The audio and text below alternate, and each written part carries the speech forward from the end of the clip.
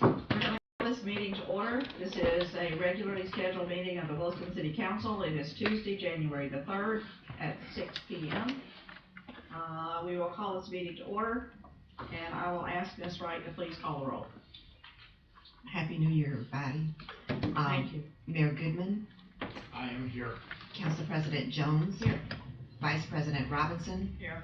Councilmember Cox. Here. Councilmember Bullock. Here. Councilmember Ross. Here. And I take great pleasure in seeing this. City Manager Terry Bovard. Here. Attorney Kirsten Ballou. Here. City Clerk Latricia Wright. I'm here, and all other staff. Here. Here. Thank you for joining us tonight. If you will, please stand for the opening prayer and the Pledge of Allegiance of America.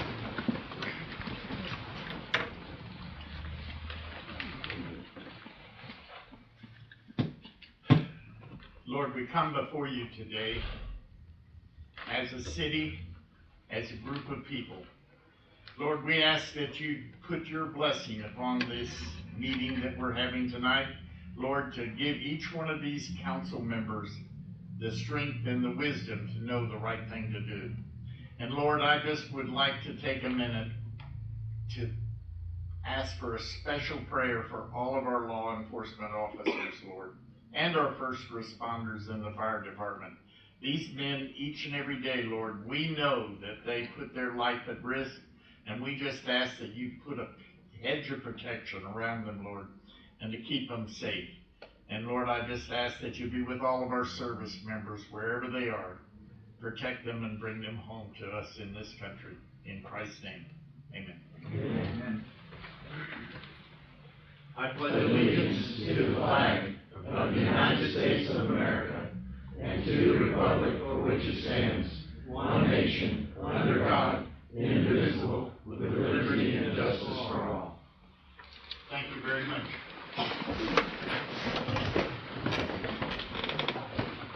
Thank you, Mr. Mayor. Okay, at this time, item number 1 is additions, deletions, changes, or approval of the agenda. Yes, ma'am. On item G, the attachment of the canvassing board, at the very bottom, I think it says final count. That date has been changed to April the 6th at 5 p.m. due to April 7th being Good Friday, a holiday.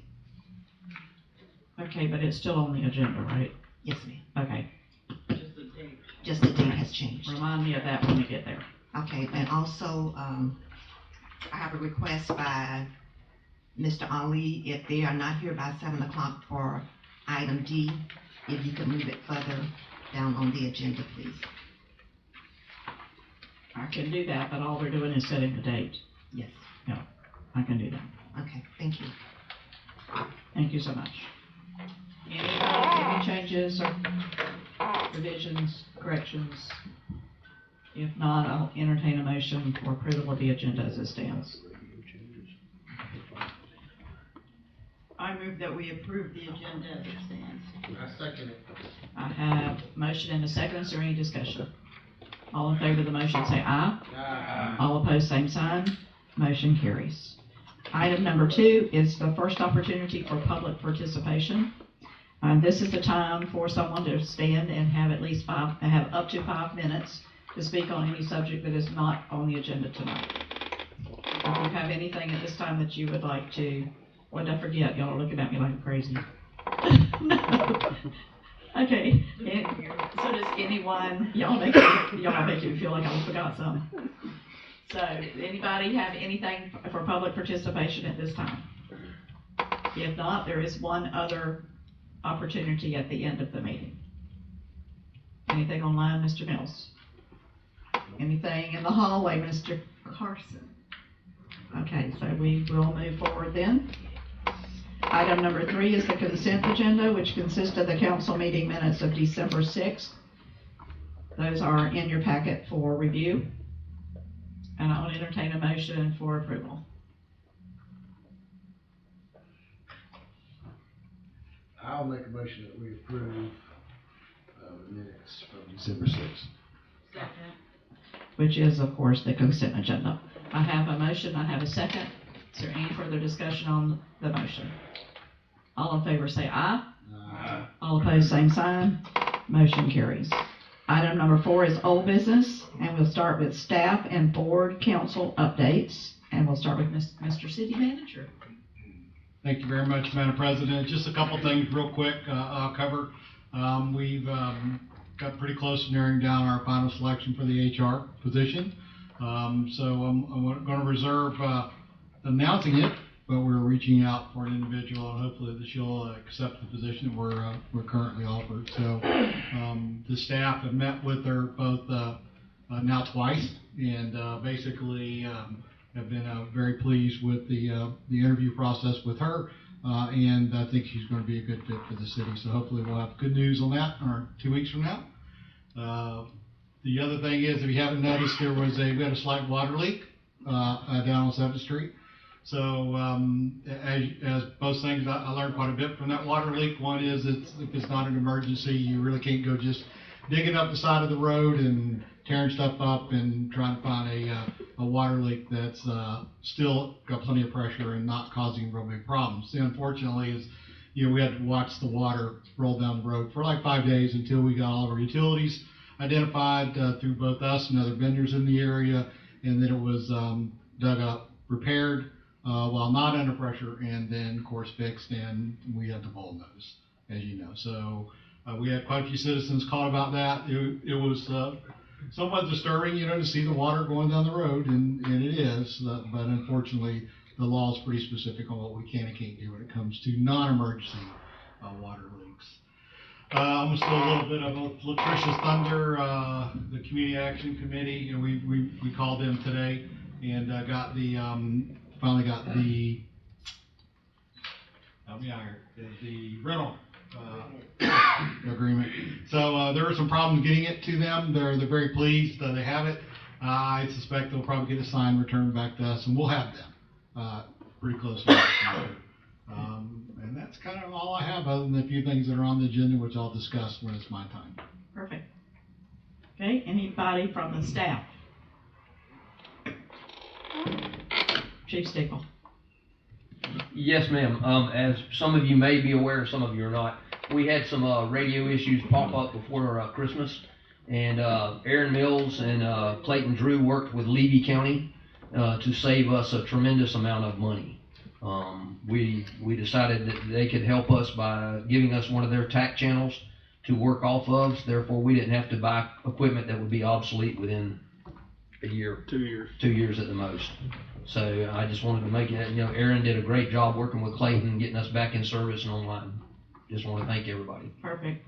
I knew there was an issue, I just didn't know exactly what it was. Yes. Chief Rawls. I passed out some flyers earlier of a missing 17-year-old that we have in the Williston area. I wanted to make everyone aware. It's been posted on Facebook. It's been posted out to the news media for them to put that out about this missing 17-year-old. If you didn't get a flyer, I have some extras here that I'll give you. We're continually working on this case, trying to find this young lady. We're working on it currently as I speak now, interviewing people to see if we can try to get her back home as quickly as possible. So I handed the council a copy of it, so you would have it for your record. Also, over at the just to give a quick update on the police department, if you don't mind, Madam President. This is the place. 2 of the donated in-car computers that were donated to the police department are up and running and should be installed in the vehicles here shortly. So we're just waiting on some printers to order some printers so that we can have them hooked up in the car. They won't be completely functional where they will interact with our system and our RMS system. But what it will eliminate at this time is the officers having to stand out on the side of the road with a notepad, a flashlight, and trying to write stuff down. They'll be able to log onto those computers, type those forms out, and print them and give them to the citizens at that time. So we're very excited about that. I want to thank Aaron and thank Brooke for working hard on getting that done.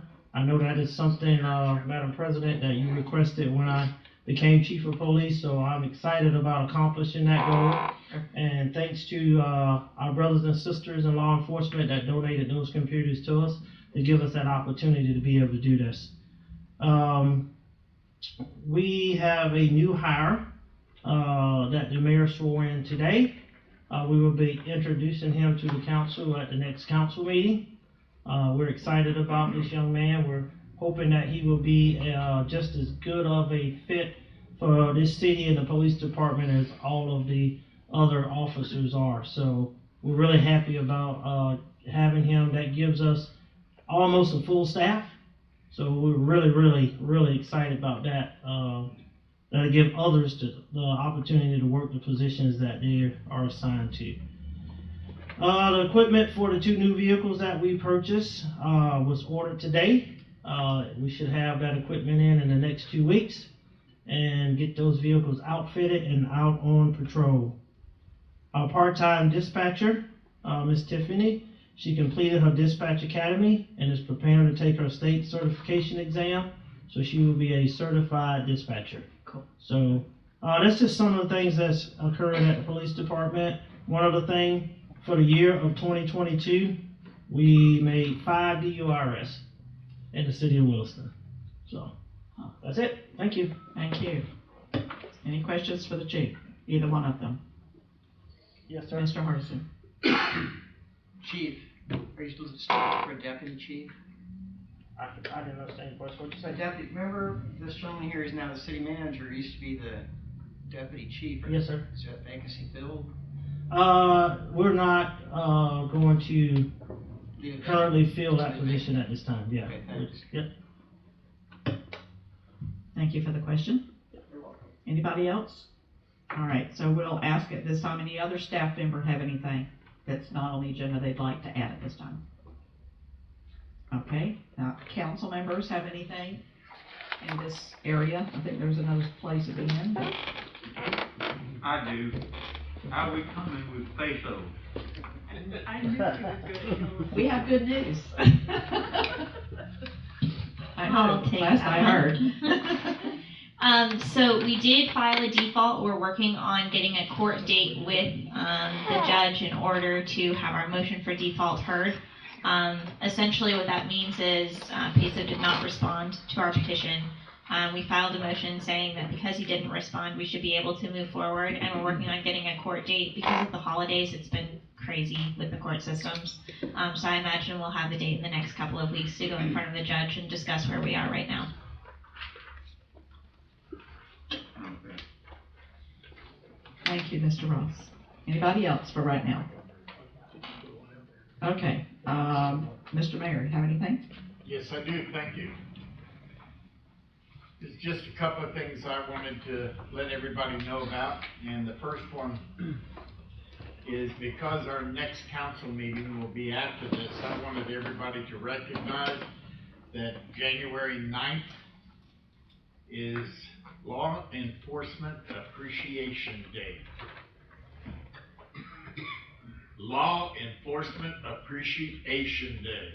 You want me to speak into this thing with my big mouth? It's not for us, it's for these people. January 9th, Perfect. 2022. 2023, thank you, Counselor.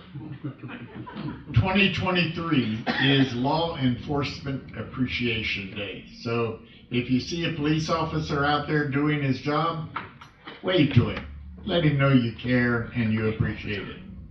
The other thing is, on a more somber note, January 11th, 2023 is Human Trafficking Awareness Day. I don't know if everybody is aware of it, and hopefully a lot of people are not, but human trafficking is a real thing. It happens all the time in our country. Both male and female are trafficked, and we want to keep it front and center. We don't want the perpetrators of this terrible deed to think that we're not watching and we don't care. Our law enforcement is constantly on the lookout for it, and we're going to do all we can to shut it down as much as we can. And the last thing, on a more positive note, thank goodness for plant swaps.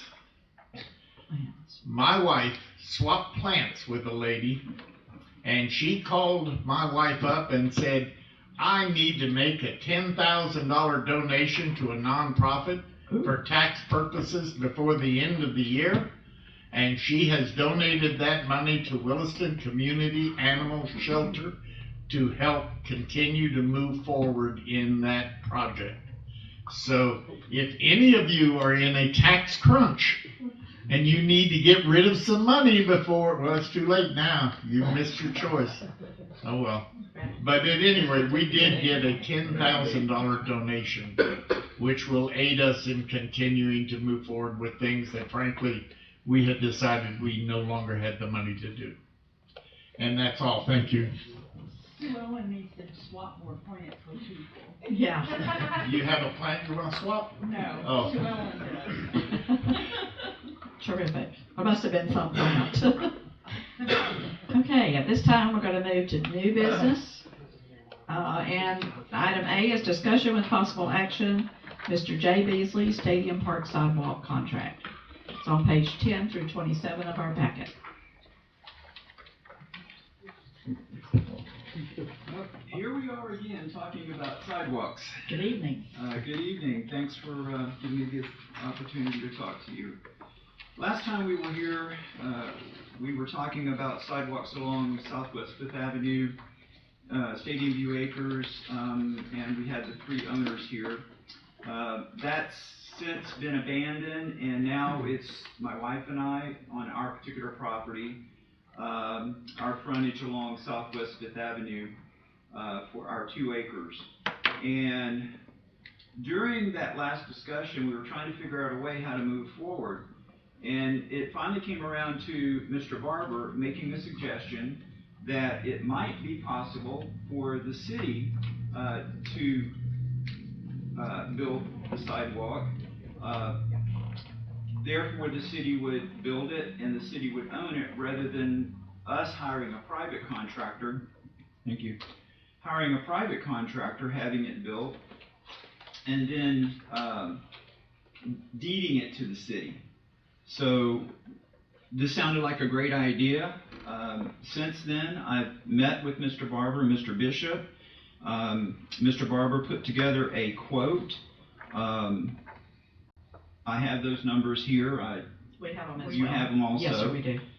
So it basically came out to a subtotal of $7,732.10, and then in that would be added as an emergency measure a contingency fee of $1,200 should concrete increase in price during the construction process. So basically, I was asked to provide a contract between ourselves and the city of Williston, which I did for inclusion in the agenda. And if you would like, I can summarize it very quickly, or if you have it. We have it as well. You have it as well? Yes, so, sir. And you can summarize it if you'd like. We do have it in our packet. Okay. Basically, let me just quickly summarize it. So we basically agree to pay the city of Williston $7,732.10 plus a $1,200 contingency fee. That would the $7,732.10 would pay for the sidewalk. The $1,200 contingency fee would be there as a emergency measure in case the price of concrete would increase during the time the project started and during the process of the project to the time that it ended. At such time, when the project was completed, we would be reimbursed any or all of that contingency fee.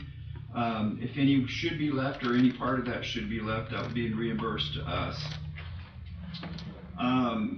What we're asking basically within that contract, and I'm sure you've had time to read it, is that once a date has been set to if this should be agreed to and accepted. Once a date has been agreed to, that time would be of the essence to try to, as best as possible, start on a date and within a timely fashion, go ahead and get the sidewalk completed. We're looking at and of course this is all based around, on our side, is all based around the completion of our home. So we're looking at a March completion and a March move-in. And so we're looking at, if at all possible, that the sidewalk be completed by that time. And the other thing that we would ask as part of this would be that since the city would build the sidewalk, the city would own the sidewalk, we would be relieved of any obligations of the sidewalk, any liabilities, anything having to do with the sidewalk at that point. We would also request that the city release our certificate of occupancy regardless of where the sidewalk project would lie. If there were unforeseen delays in getting it started and it was going to run past the completion of our home, we wouldn't want not to be able to have that certificate of occupancy. Certainly we want to move in our new home when our home is ready to move into. So that's what we would ask out of this. So all of this is in the contract, and so we're asking for a resolution for this so that the city of Williston can build the sidewalk, own the sidewalk, be responsible for the sidewalk, and then relieve us of that responsibility and have our CO approved or released or whatever the case may be, should anything happen to not have the sidewalk completed at the time that our home is ready to move into. Okay, thank you. I would ask legal if they've had a chance to look at it.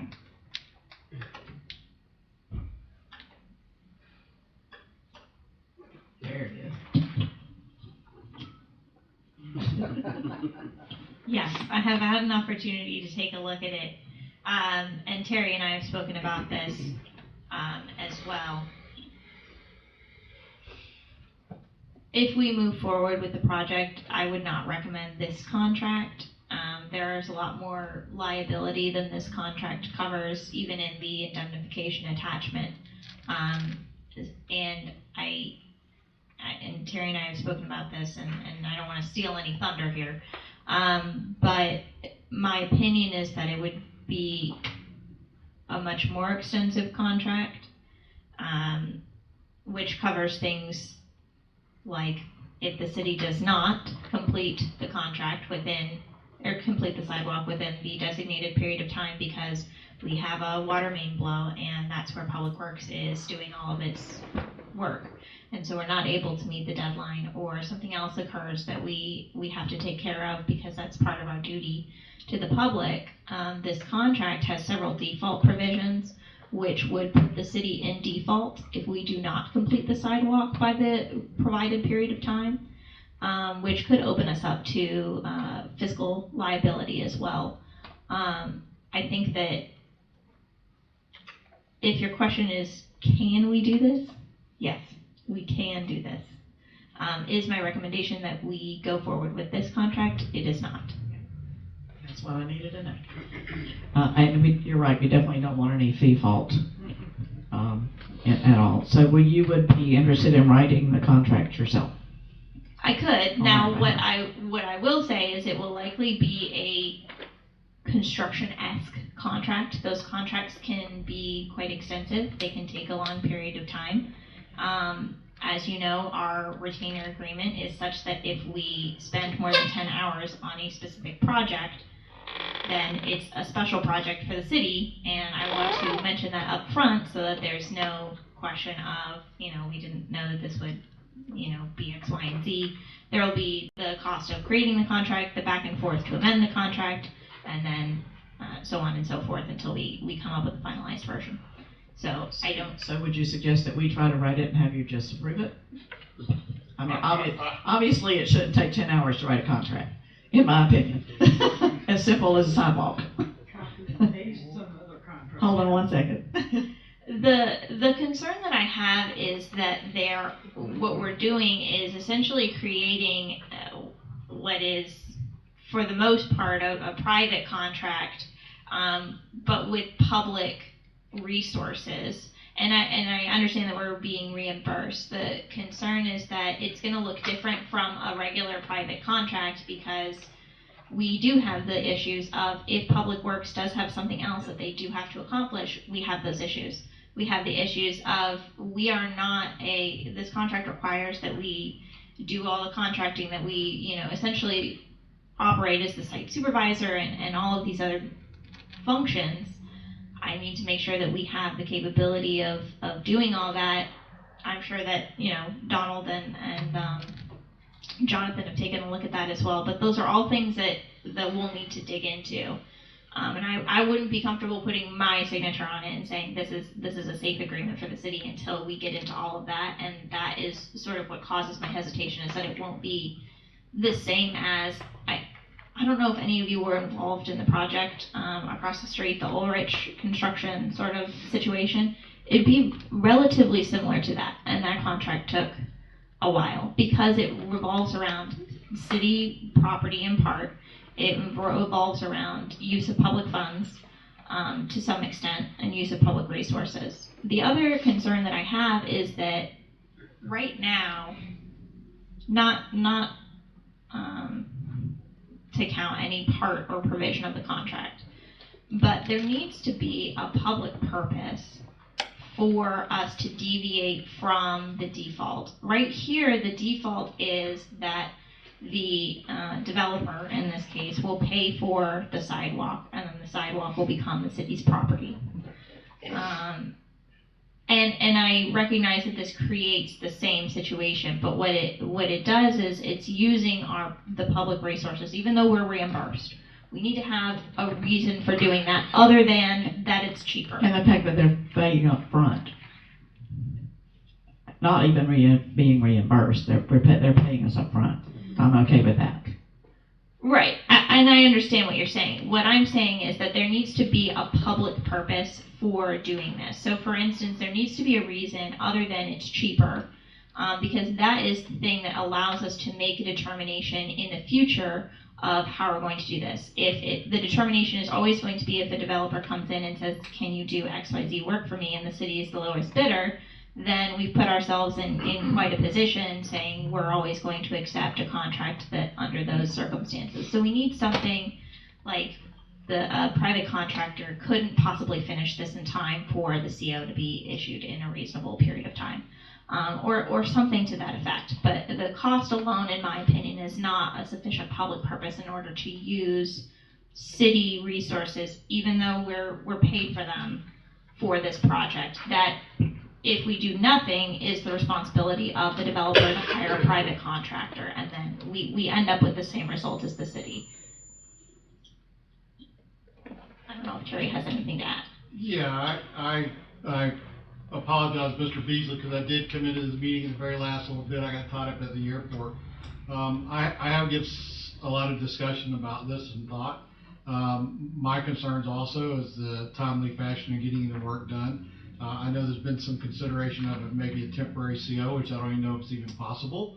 The other issue we have is that we are 12 weeks at best, 12 months, I might add, behind on the project at the airport.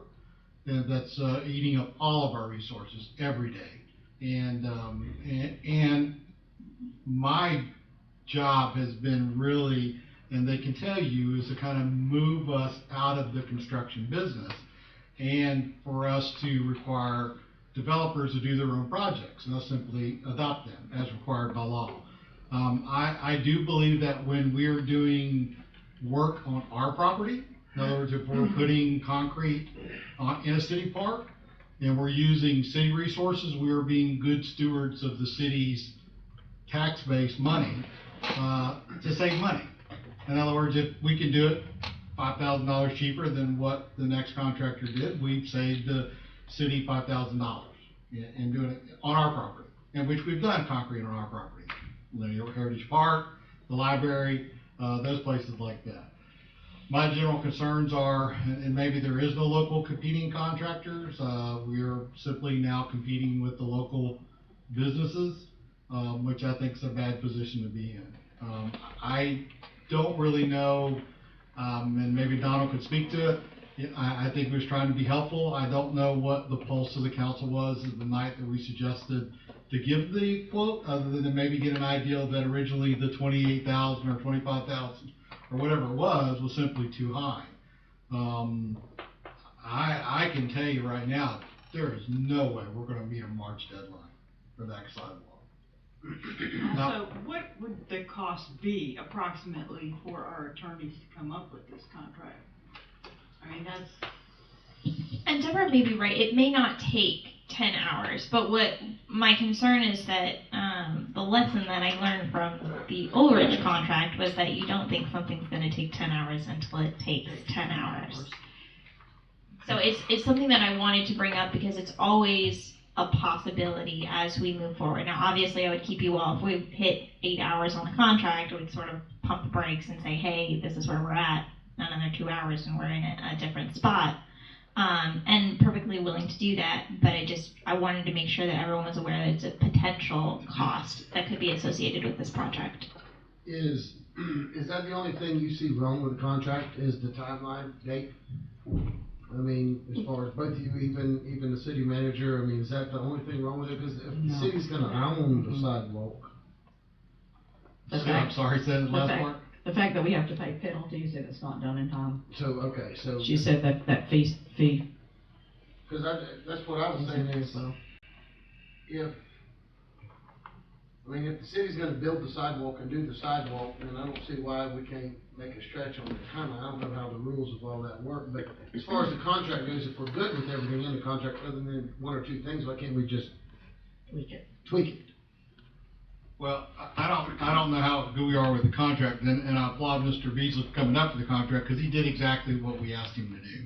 We had no contract to show him, we had nothing to offer, we made a suggestion to get online, so, I applaud him for coming up with the contract that he gave us, and, I'm not an attorney, I see Laura back there shaking her head about the temporary CO. Is that a yes or a no? Temporary COs are difficult for residential. The purpose of a temporary CO is so a commercial building can open and they can start training, but it's not quite ready for the public. For a temporary CO for a house, it's going to be a stretch. I know it's just a sidewalk, but I'd have to get the building official to agree. And since it's part of the recorded plat that says before COs are given, the sidewalk must be complete, I don't know if anybody's willing to take that on.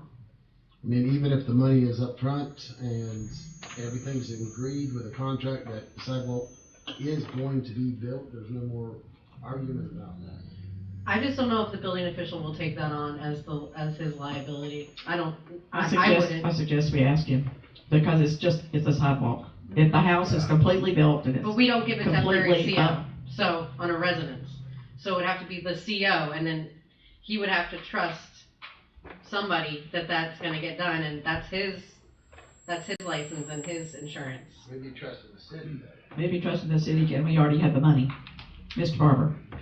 To answer Mr. Bullock's question more directly, we're not saying that the contract is the only issue.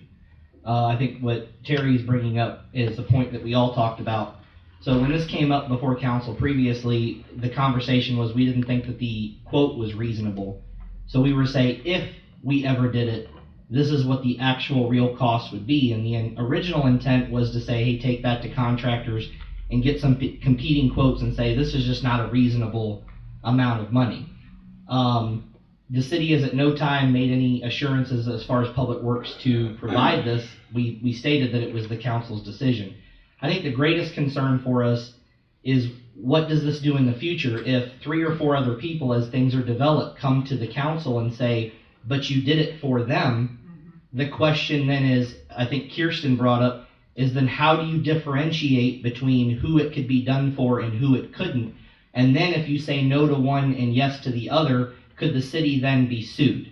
I think is what I heard, if she can clarify, but it's opening yourselves up to, we're competing with the public, and then if we say yes to one, how many do we have to, or what is the litmus test for who we would have to do that for in the future, maintaining normal operations in the meantime of these special projects. And I think that's the concern that staff had more than anything else. So, as far as, just to clarify very quickly, the liability that it opens us up to as far as additional payments is if we default on the contract somehow. Now, that's not to say that someone couldn't come forward one day and say, you did it for them and you didn't do it for me, and then they could sue us, because they absolutely could. I've not analyzed the strength of that claim and would have to do so at that time. But that is the point that I made, as far as there needs to be some other reason, other than it's cheaper for the developer for us to do it, for us to do it. There needs to be some other public purpose to this. Could the reason be that the city's the one that is requesting it, wants it, and is going to own it?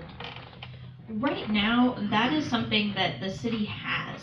So it's my understanding that it's platted such that there will be a sidewalk. And the city will take ownership of the sidewalk. And that's our agreement with the developer, is that the developer will build it, but then it will be our sidewalk afterwards.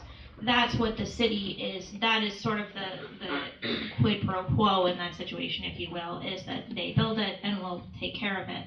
It'll be the city's sidewalk. So I would have a difficult time making that argument. Also, City Ordinance 34.3 does state that in the longevity of it, ultimately any sidewalk adjacent to private property is ultimately the responsibility of the owner of the property, not the city. So this idea that it's turned over and the property owners have nothing after that is not on par with the current ordinance that we have. Ms. Jones. Yes, sir. I'm sorry. Laura Wrong Jones, sorry. How long ago did this start being a requirement? When did that decision? It was specifically asked for by the planning and zoning and then city council when the plat came through in 2019. Okay, so realtors should have known that this was required. Realtors typically look at a plat or at a deed. Yes. Yeah. So therefore, this should go back to the realtor. And the seller definitely knew it. Right. It's not our issue with it. Do we want to get into the sidewalk business? In previous, we got into the construction dumpster business. The city did. And where's that?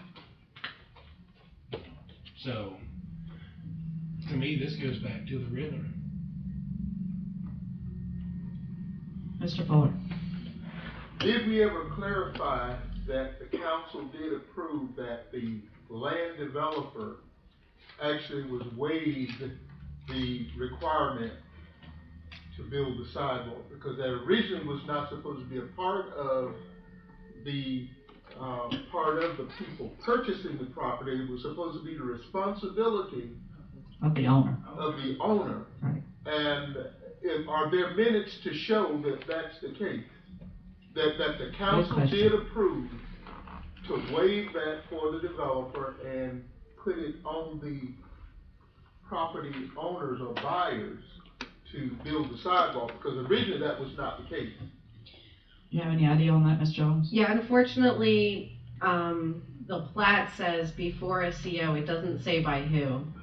Yeah, and unfortunately, so that's the legal recorded information that we have.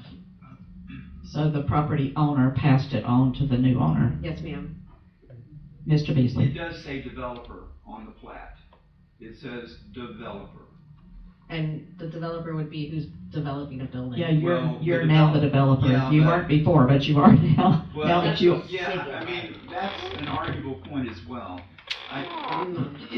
Then you may want to take it up with the person you bought the property from. Well, I guess is what you're hearing from some of us. That may be the case, but the plat does say developer. And that was the argument we had before. Right. This should have been taken care of by in my opinion, when these 4 lots were turned into a development, Stadium View Acres. Our point was, at that point, the developer was the McCoys. Why wasn't it the McCoy's responsibility at that point to build a sidewalk? Well, the argument came back, well, you don't want to build a sidewalk before you start construction because any trucks or whatever rolling over a sidewalk, they're going to tear up the sidewalk. Well, then you get into the issue of, well, okay, now we buy the property, whether or not the realtor knew about it, that's a point of discussion as well. But whether or not the realtor knew about it or not, to me, in my argument was, well, wait a minute, we didn't develop Stadium View Acres. Stadium View Acres was developed by the previous owners of all that property, which was the McCoys. It was actually platted by them. It wasn't developed by them. Just well divided and platted. It was wasn't just developed. platted. There's no. You're currently developing it. Okay, well, it's semantics, I think. Nevertheless, talking about the contract, I was asked to come up with a contract. I went online. I found Rocket Lawyers had this big fancy contract. I took it. I tried to modify it, not being an attorney. Use as much as I could of it. Change as much as I could. There's the contract that I came up with. It's simple, in my opinion, and I'm not an attorney, but to me it's simpler than that. All we are looking for is a certificate of occupancy when our house is ready to move into. We're not asking that the sidewalks start on X date and end on X date, and if you don't do that, then there's going to be all kinds of penalties and lawsuits. That's not the case. The case is whether or not the city, if the city should choose to take this on, the city says, okay, we can start on this date, but then there's 25 water leaks and the water tower falls down and whatever the case may be, and it can't be finished until 2025. We don't care. We just want to be able to move into our house when our house is done.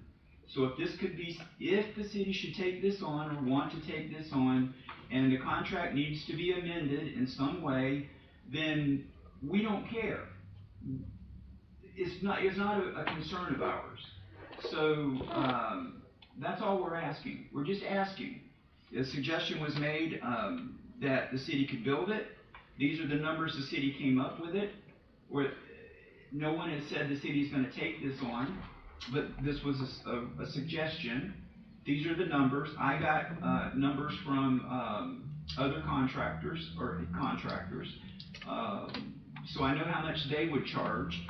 So the bottom line to all of this, and summing it all up to tonight, is we don't care if the sidewalk doesn't get built until 10 years from now. We just want a certificate of occupancy when our house is ready to move into. That's it. That's all we want. I don't think that's too much to ask. President Jones, I've been talking to David on text. He says he's not comfortable giving me an answer over the text without the paperwork in front of him, but he will look into it on Thursday and I'll have an answer for that. And who was that? Our building official about the temporary CO. Terrific. And then it's back to whether we have time to do it with public funds. But it wouldn't be a temporary CO. It would we're be. going to pay the city. But it would be temporary until it was finished. It wouldn't stop you from moving in if you would do it. That's what we're asking. Yeah, that's. Wouldn't stop us from moving right. into our house. And I actually brought that up the other day. Why can't we give them a temporary CO? And because I know we've done it for commercials, but I didn't know we'd never done it for a residence. But it's an exterior thing, so perhaps he'll let it go. That would be my suggestion, is that we give you a temporary CO until it's completed, especially if you paid up front for it. Money up front. Yeah, we're paying up front. Should be no. Right. I don't think there should be any problem. Yeah, and the question is, do we have? Go, Mr. Mary, comment. Go ahead. Okay, Go ahead. Thank you. I have a couple of real issues here. First, the city should not be, let me turn this on because I want to be very clear. The city should not be competing against private enterprise for these types of projects. Regardless of the legality of it, it is wrong for the city to use city resources, this sets precedents that are inescapable. Number two is, if all you're concerned about, you said you have checked multiple contractors, and Donald, we'll talk later, but I would hesitate in the future giving someone prices of what it would cost the city to do something. I was directed by council. Okay, you can do what you want. I'm just suggesting. Okay. I thought it was cool the way you did it using FEMA rates. The issue is, Councilor Cox mentioned about the dumpsters. Municipalities should not be competing with businesses that do business in the municipality.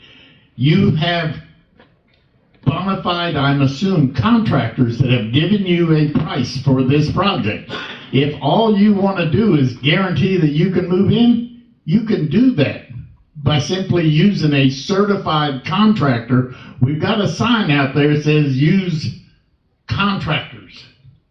And now the city is bidding against contractors to save you money, sir. I just don't like that whole approach. I think it is highly questionable.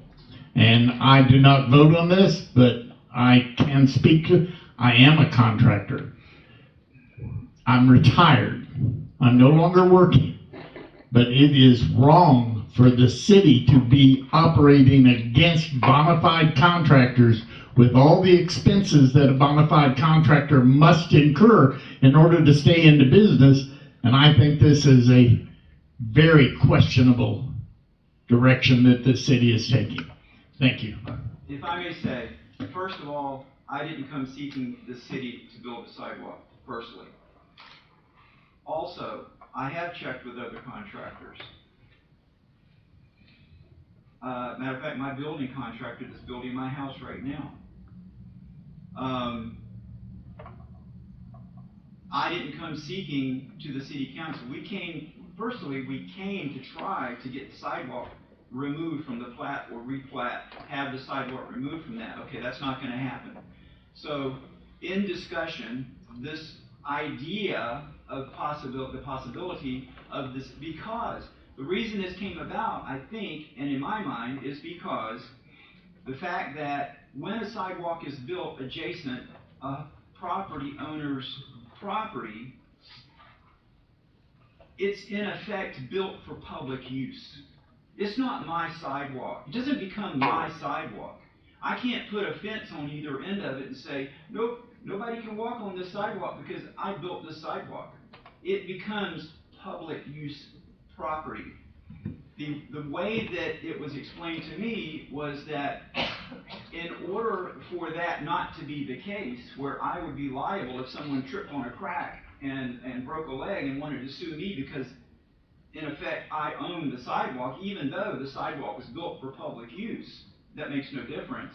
We would deed the sidewalk to the city. That was those words given, deed the sidewalk to the city. By who, sir?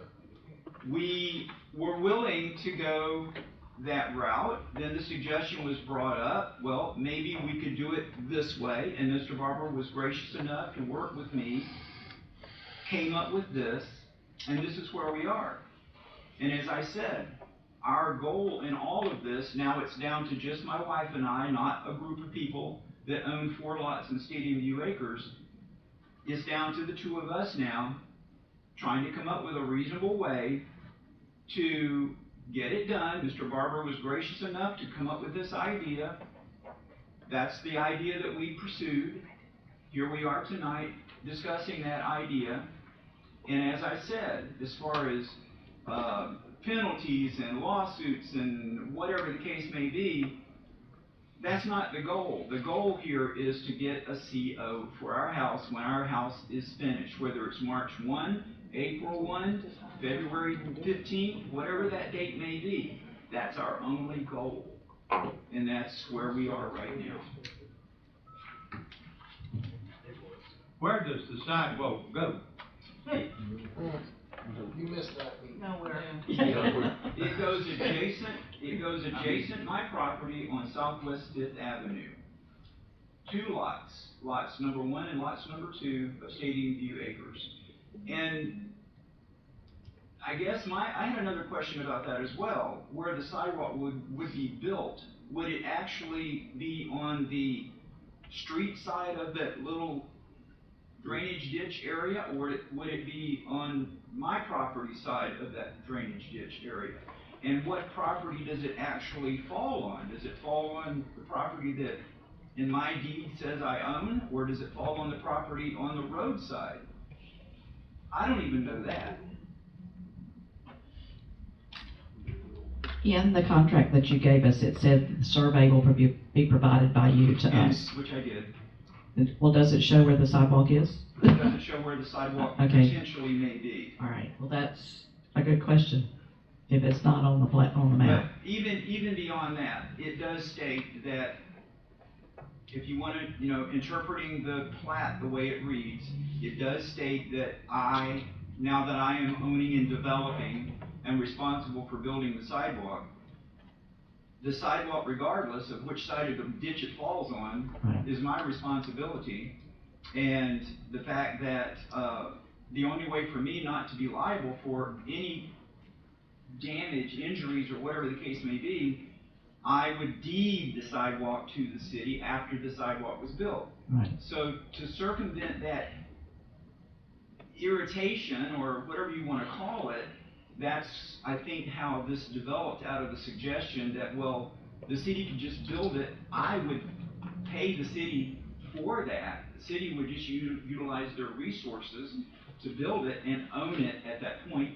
When it was agreed upon, the city would just own it. I would pay for it, and we'd be done with the whole deal. And the problem was when he got the quotes from the 2 or 3 contractors he talked to, it was 3 times what we could build it for. Excuse me, I went back. Which is, like you said, not a good reason necessarily. Well, no, I went back and I looked at that, and I actually brought my survey with me tonight, and on the way in I was looking at where that original number came from, and I think where that original larger number came from, to be honest, was the fact that as a group, The entire it would have been property. the entire frontage, Okay. from lot 1 to lot 4. Right. So it would be half that for you. Would be, yeah, about half that. Right. Yeah, approximately. Okay, so where are we going with this? I thought y'all had another quote already, just for specifically what we were doing. The best I've been able to do is $6.50 a square foot. And if you run the numbers at $6.50 a square foot, it comes in at 782093.93. If I count now, Well, that's that's cheaper than ours. Well, yes and no. Correct me if I'm wrong, Mr. Barber, but the conversations that we had was, if the city were to do it, it would extend that finished sidewalk to the intersection with the appropriate accident prevention grate, or whatever that thing is, Right. at the joining of the At sidewalk. the bottom, the at the intersection. end. Yeah. So the quote that I got is just from the survey point number 1 to the survey point at the end of lot number 2.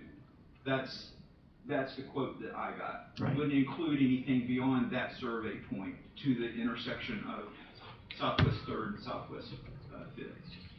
Okay. Is there a driveway going from the road to your home? There sir? is not, and that's the other So road. it will be a dirt It's trail? already- Nope, His there is not. driveway's on It the will other be- side. It will be a finished, it will be a It'll finished be in. around the corner? Sorry? I'm asking about the driveway. The driveway is going to be on Southwest 3rd Street. Okay, Right. thank you. Yeah.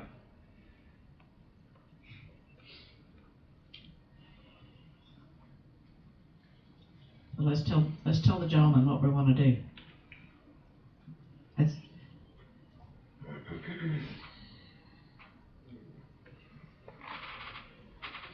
I'm thinking your second, whatever bid you've gotten that's close, which sounds like it's right at $8,000 too, could probably build it faster than we could. And guaranteed. But would that matter if the city took it on? The city immediately would own it. And wouldn't matter when the city got it done, we're paying for it up front.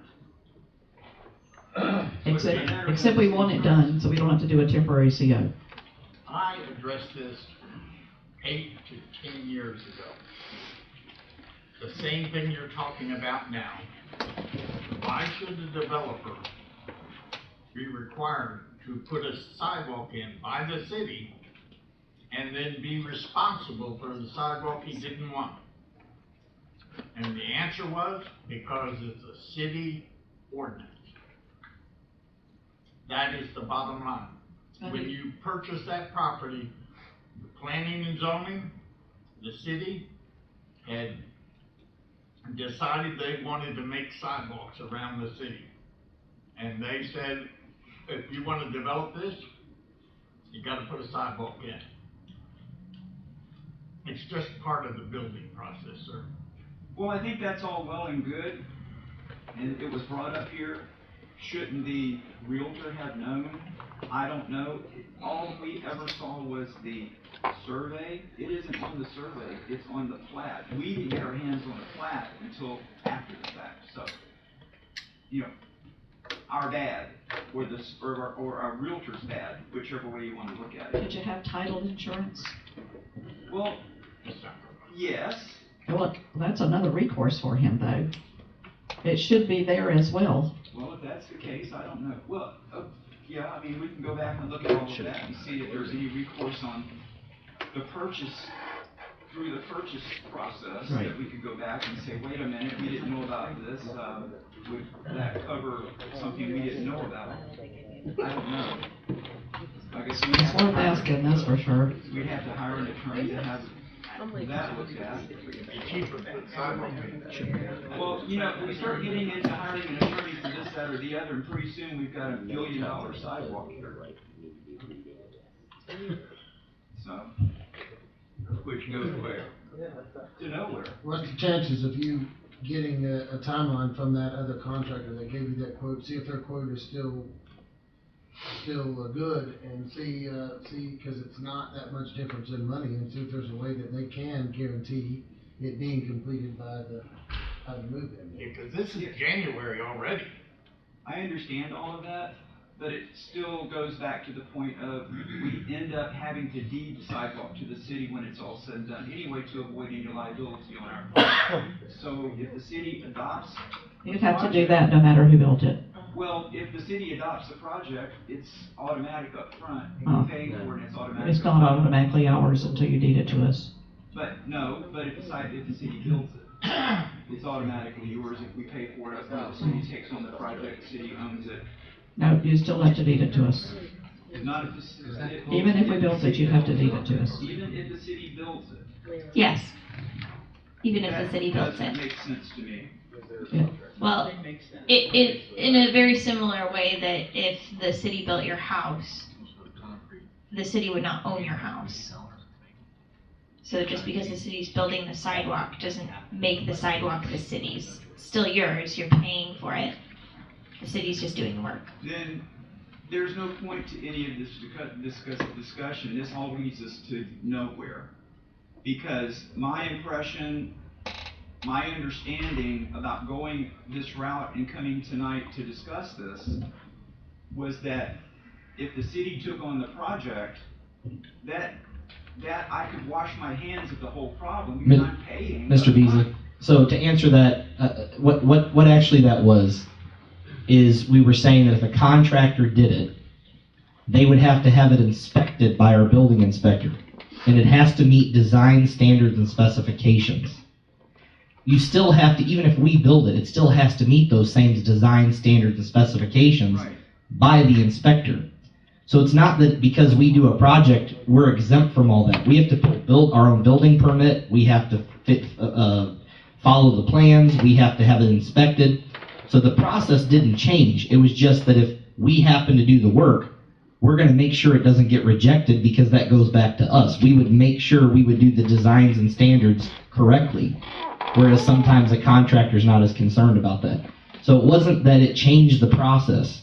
It was simply that Usually those who create the design standards and specifications and are responsible for approving them are going to do a project a little bit more thoroughly than a contractor. That's all we were trying to explain to you in that meeting about that. It doesn't change the process. I can accept that, simply because it puts us one step closer into a resolution of the entire issue. That was all we said. Yeah, and that's fine with me.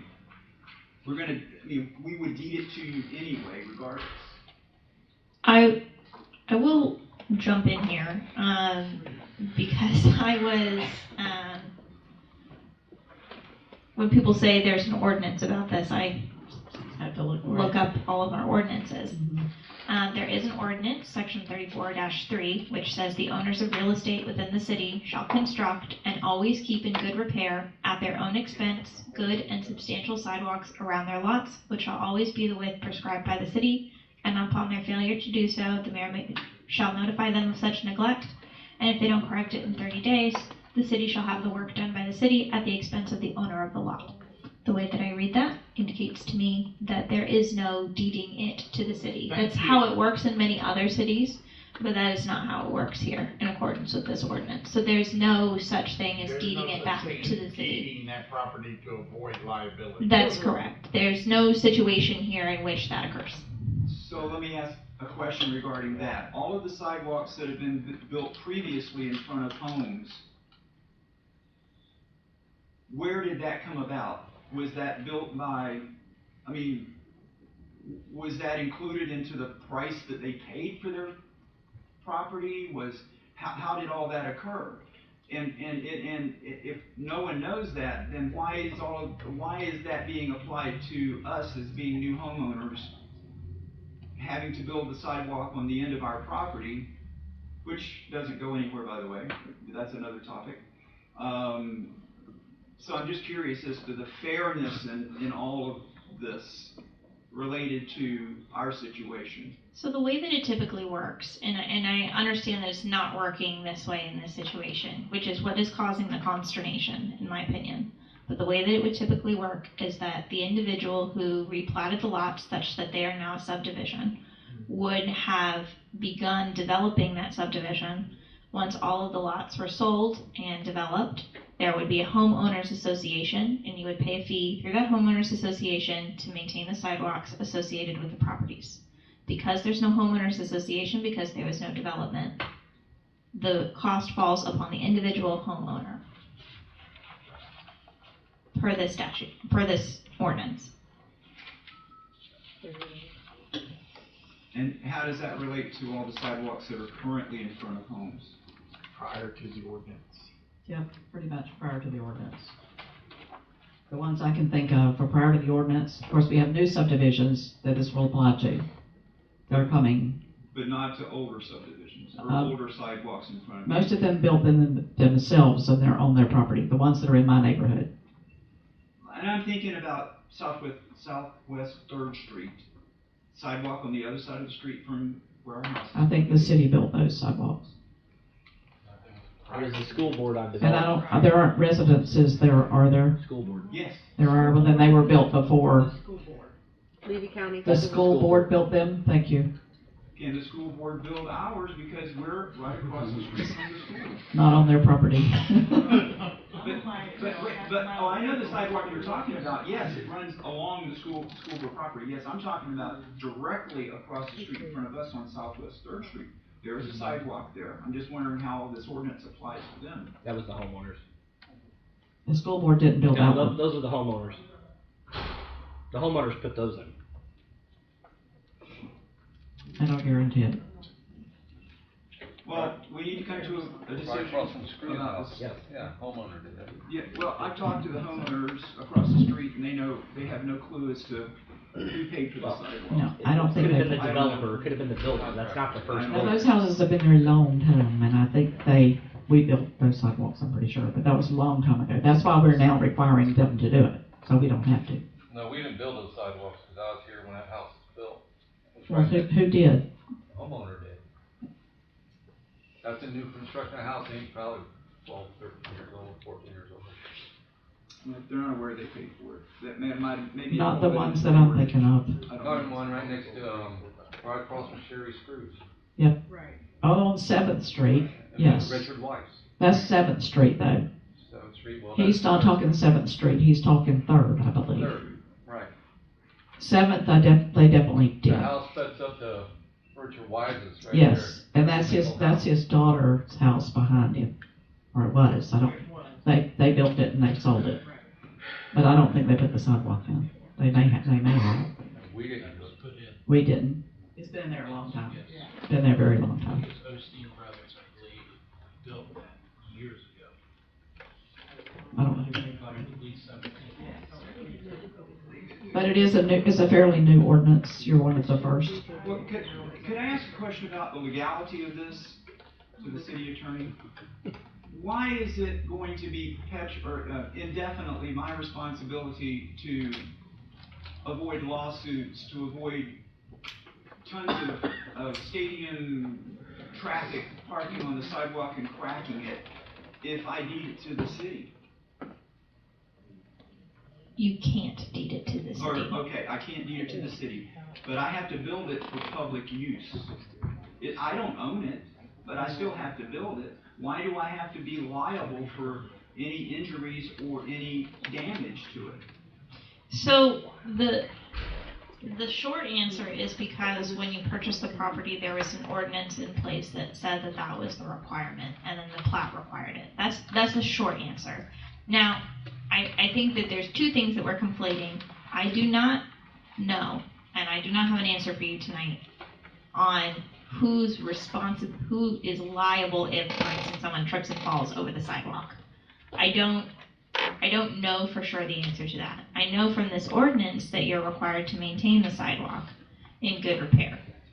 That pretty much answers the That question. indicates to me, but I hesitate ever to give an opinion on something that I'm not confident in. And I don't know the answer to that question, and I can't give you an answer tonight, but the way that the ordinance is written is such that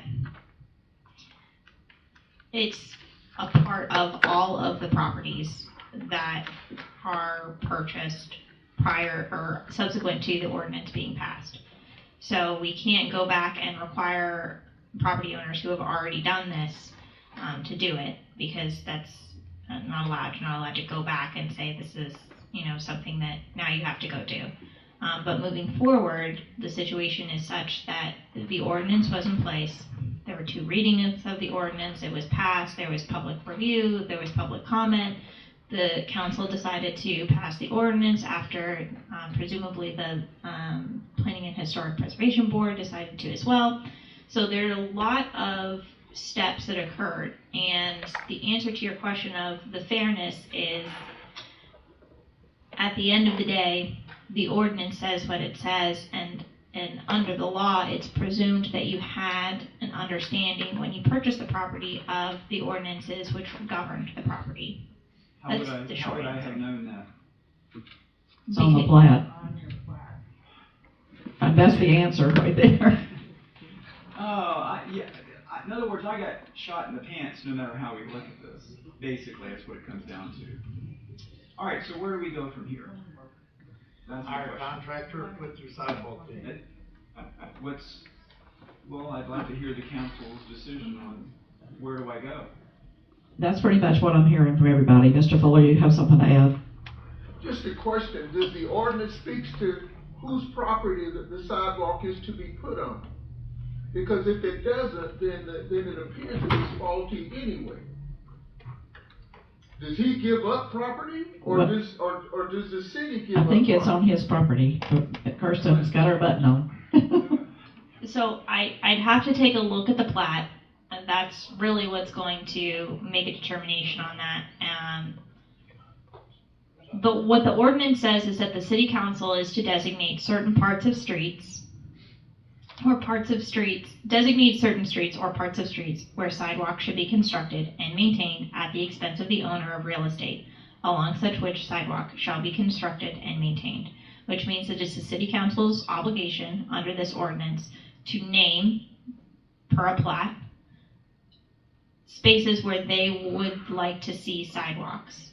and the property is then platted and purchased thereafter under that plat with the encumbrance of the requirement to build and maintain a sidewalk. When this ordinance was discussed, was there any consideration given to the fact that, and maybe you can come up with an answer for this, the fact that I'm talking about injury liability, damage due to vehicles parking on it, etc. I mean, this could turn into billions of dollars if someone gets hurt and wants to go after me for their injury because they find out through whatever channels, oh, Mr. Beasley owns this sidewalk, well, he's just a homeowner, let's go get him. As far as what was or wasn't discussed when this was passed, I'd have to look at the minutes. I wouldn't know that. I would need to know that. And it's passed, no matter what. It is passed, and I can tell you that we've talked about this for an hour and 10 minutes, and I've got to move on. So we've got to come up with some direction quick. If you can come up with a direction. My direction is go get another bid to see what your contractor can build it for and what his timeline would be. Okay, who can I discuss further with about Ms. Jones, questions I have? Ms. Jones can interact with the attorney as need be, or Mr. Barber. We're talking about the property, like where it's gonna go and. That's number one. Yeah, I'll have answers on where it's gonna go and whether or not we can get you the TCO since it's been delayed so long here. Mr. Barber, did you have anything else to add? I saw you. I was just trying to point out for Kirsten that that was done in 1958. It's been an ordinance that long? It says right at the bottom of it, 1958. Well, was it updated since then? I don't see that on the It could have been part notes. of an ordinance that was updated. I'm just saying that, so this isn't something that's brand new. So we're not gonna have minutes on it. I just wanted to be clear on that. This is 1958. Yes, because I ran across this very same thing, and just like you, I thought it was very unfair. But there weren't any choices. Okay. Thank you for your time. Yes, sir. And I will get with whomever I need to. Ms. Jones? Ms. Jones. And she can be your intermediary. She'll be my contact person. Yes, please. All right, thank you. Thank you. So sorry. We've got to move on. All right, I just lost my place here. I know, I just did something. I didn't shut off. Something in the middle of it. Okay, we're moving now to a quasi-judicial hearing, which is open public hearing for, we're on P, by the way, 5B, second reading of ordinance 2022-705, an ordinance to provide for the annexation of certain property in the city of Williston, providing the description of the annexed property, providing that the annexed area be subject to all laws and regulations, entitled to all benefits and privileges, providing an effective date. Ms. Jones, this is the Ross property. Thank you. So this is the second public hearing. Hold on a second. I didn't do my job. Okay. Sorry. I would ask the council members if any of them have had any ex parte communications regarding this with anyone. No. Okay, at this time I will ask the clerk to swear in anyone who may have comment to make about it. Do you swear or affirm that the testimony you're about to give today is the truth, the whole truth, and nothing but the truth? Thank you. Thank you so much. I'll also state that any exhibits, diagrams, pictures, exhibits that are given to the council at this time shall be given to the clerk to hold for anyone who would like to appeal within 30 days. I will ask the staff to make an opening statement at this time. Thank you. Sorry. That's okay. So this is the second reading of ordinance 705. This is the property owned by Reggie Ross. They applied for a city limit annexation. The parcel number on your map, this was where the little bit of confusion was before. It is now 2 parcels. It's not 65 acres. It's just 0.527 acres at the southeast corner of Southeast 10th Street and East Noble Avenue.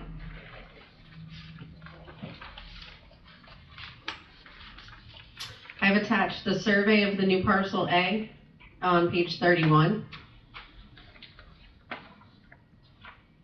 So it makes a little bit more sense for you. And page 32 shows the entire big parcel.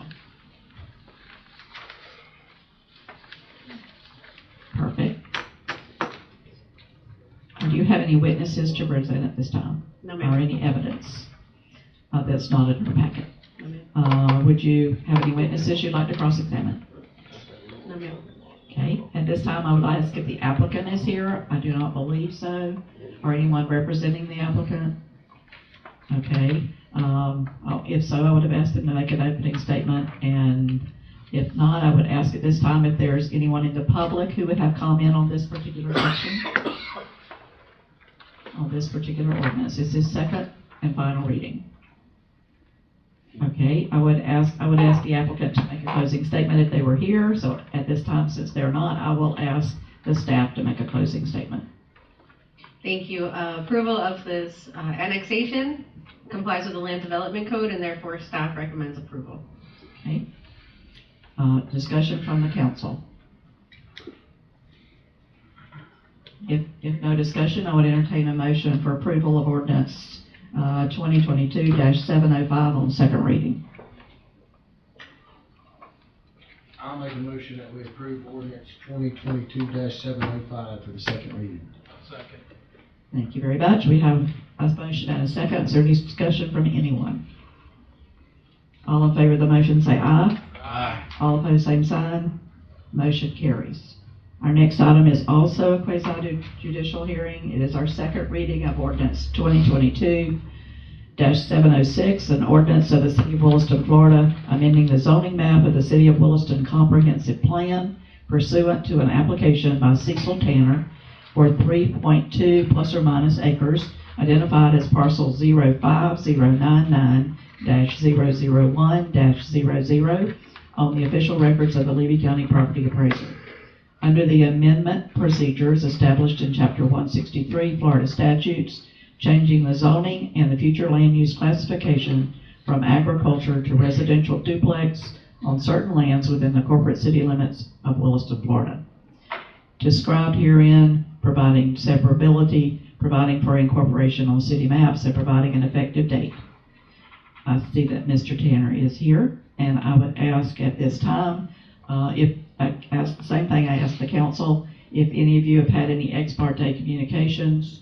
I know we all drive by it pretty much every day because it's on South Main Street.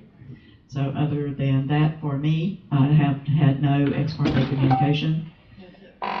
Is that it for everybody else? Okay. At this time, if you have, again, I will say if you have anything that exhibits, diagrams, photographs, anything that you have that you intend to turn in tonight, all those exhibits go to the city clerk.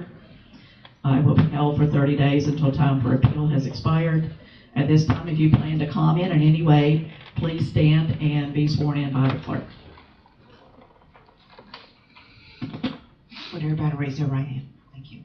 Do you swear or affirm that the testimony you're about to give today is the truth, the whole truth, and nothing but the truth? Thank you. And can I get your name, please, sir? Clay Swager. Okay, thank you. Thank you. Could you repeat his name, please? Clay Swager. Okay, at this time, I will ask the staff to make an opening statement. Thank you. So this is the second reading of ordinance 2022-706. This is a rezoning of the property located at 755 South Main Street. EDA Consultants is the agent and Cecil Tanner is the property owner. The rezone was initiated by the property owner to change the zoning and the land use. Now, if you remember, this one was agricultural and we just want to change it to residential. The current use is residential, so we're just going to change it to make it legal. So the R2 is consistent with surrounding properties and the current land use of the lots. The land is not being used for agricultural, and in fact there are single family homes currently on the areas closest to Main Street. Planning and zoning have already sent this to you guys to recommend it as recommended for approval, and we recommend approval in the second reading. Okay, do you have any witnesses or a presentation of other staff? No, ma'am. Okay. I would ask at this time if the applicant would like to make a statement.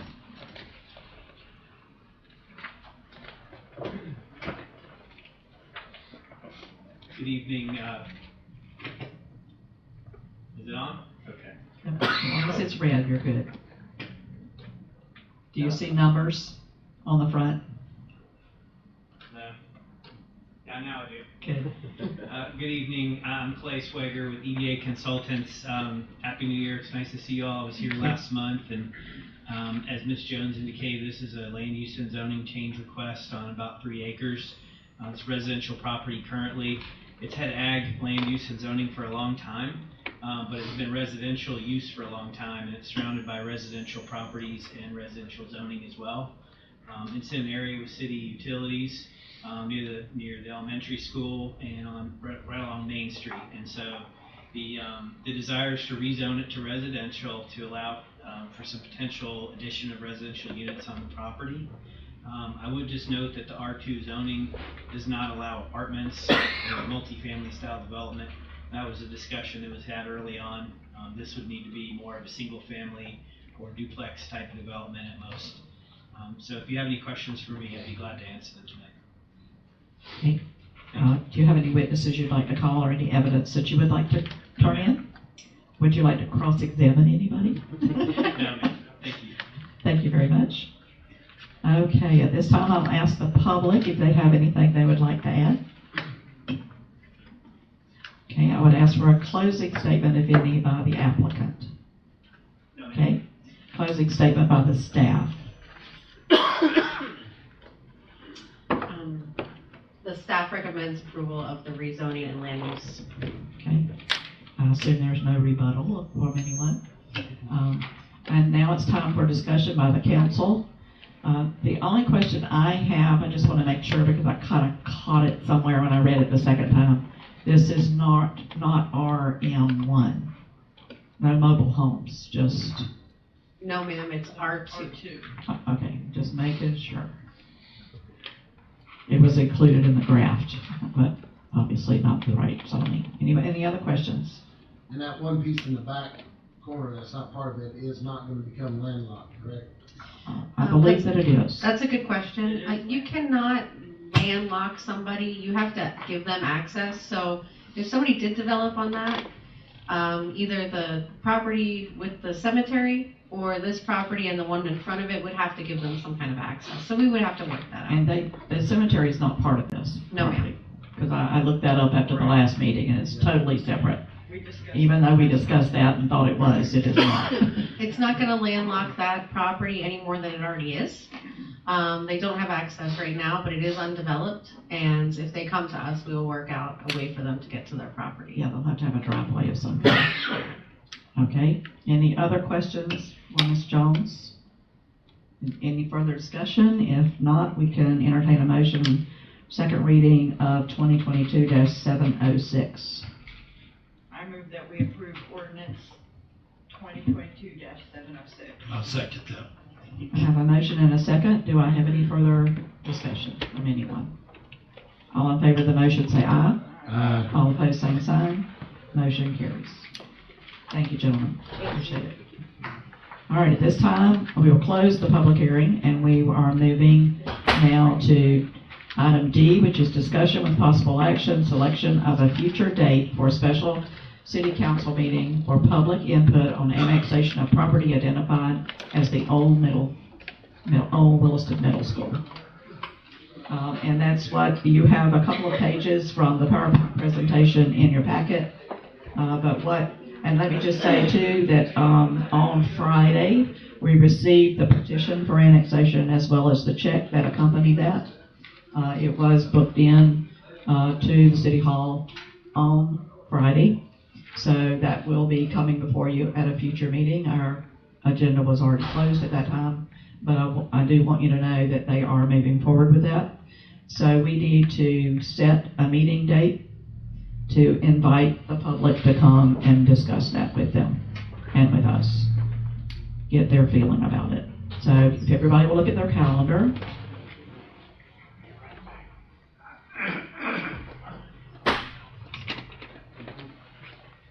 I guess my question is, do you want to do it before another council meeting? If you do, that would be the 17th. And I would suggest 4:30, 5 o'clock, or we could do it on a completely different day so that we had all night long, if you needed it.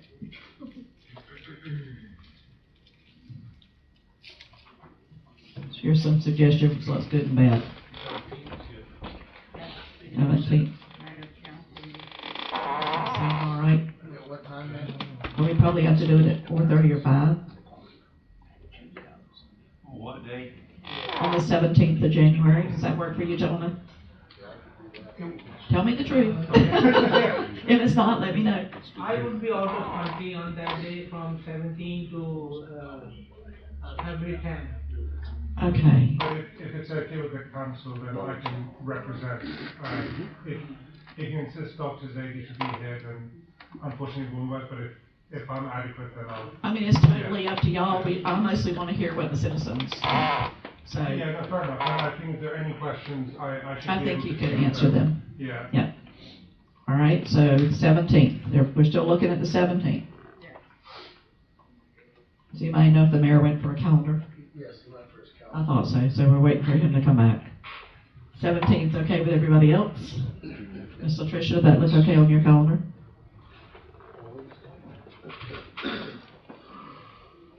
I don't know if he's coming back. All right, let's do the 17th. The question is, sir?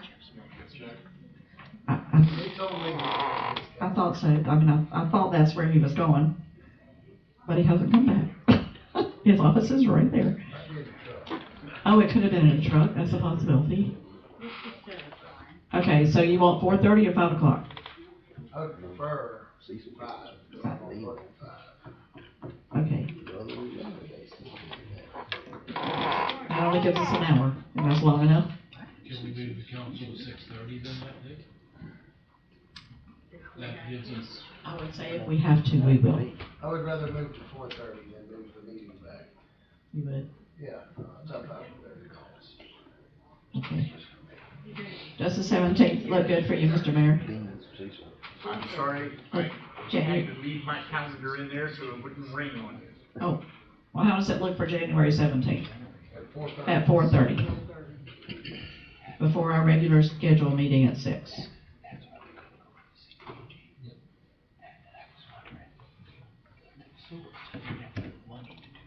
Should be no problem. Okay. 4:30? 4:30. All right, so that's good. Yes, sir. In this room, and if we need to, we'll move to a bigger room. Kind of play it by ear. Okay, anything else we need to discuss on that particular issue at the moment? Okay, well, we'll get that out so everybody will know about it. And we'll go from there. All right, anything you gentlemen want to add at this time? I have nothing else. Thank you. Okay. We're trying to get it done as quickly as we can instead of holding y'all up all together. We appreciate it. All right, so we'll move then to, again, new business, item E, resolution 2023, 2023-01, a resolution of the City Council of the City of Williston, Florida, establishing authorization for the City Council President to authorize the signing of a contract from dialmycall.com and providing an effective date. Mr. Mills and Mr. Barber. Mr. Mills just departed. Man, that was strategic, I think. He does That seems like it was on purpose. To do that, doesn't he? Yeah, All right, so I can go over it. This stems from when council asked for us to be able to alert customers. We talked about cutoffs, we talked about emergencies, we talked about boil waters. I mean, it could be a whole host of things, and it's citywide. It could be something for PD, it could be something for fire. So we went out and we priced those out, and we came up with 3 quotes. And basically, the one we're recommending is a flat cost with more than we would ever use. It's the Dial My Calls proposal. So for roughly $2,400 a year annually, it would give us 2 minutes of phone messages or 160 characters on text message. We can record a message robotically, upload a file, put it in anyone's voice, and we can actually schedule those calls to go out. And it also has opt-outs built in, so that if a citizen says, but I don't want to receive these calls, they can actually opt out. They're not forced to. But basically, this would just simply be, we take our customer roles those that have either pulled permits within the city, those that are businesses, those that have any kind of utility, including those outside the city limits, and would put them in a database. And if we had an emergency or we had an announcement that we needed to target, we could in one call or one text say, hey, it's cutoff day, hey, you're on the cutoff list, hey, and give announcements that council really had a desire to see. The proposals were anywhere from, 20, 30,000 based on how fancy it got, all the way down to this one, which we thought offered plenty to start out and see how it went for a year. And so these are the proposals we brought back, and that's the one that we're recommending. But if council would like to tell us which direction they'd like to go, went ahead and did a resolution in case you had decided that was the one that floated your boat. Okay.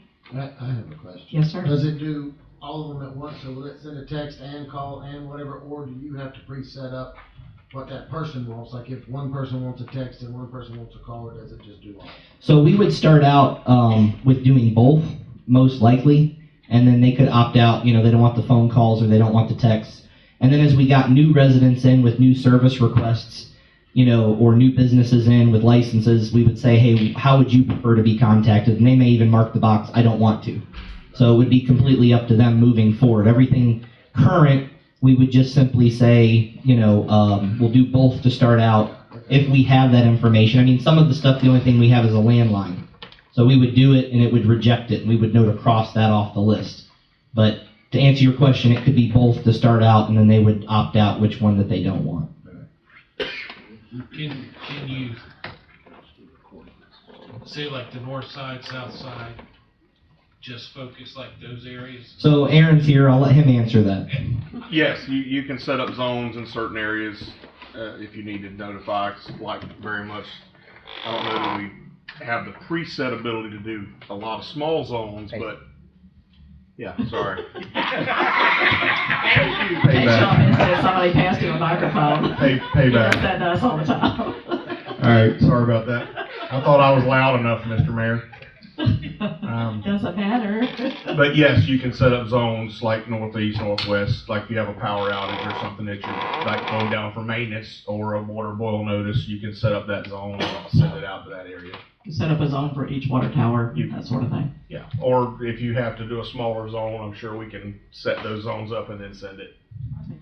But it'll do email, text, and recorded messages for landlines.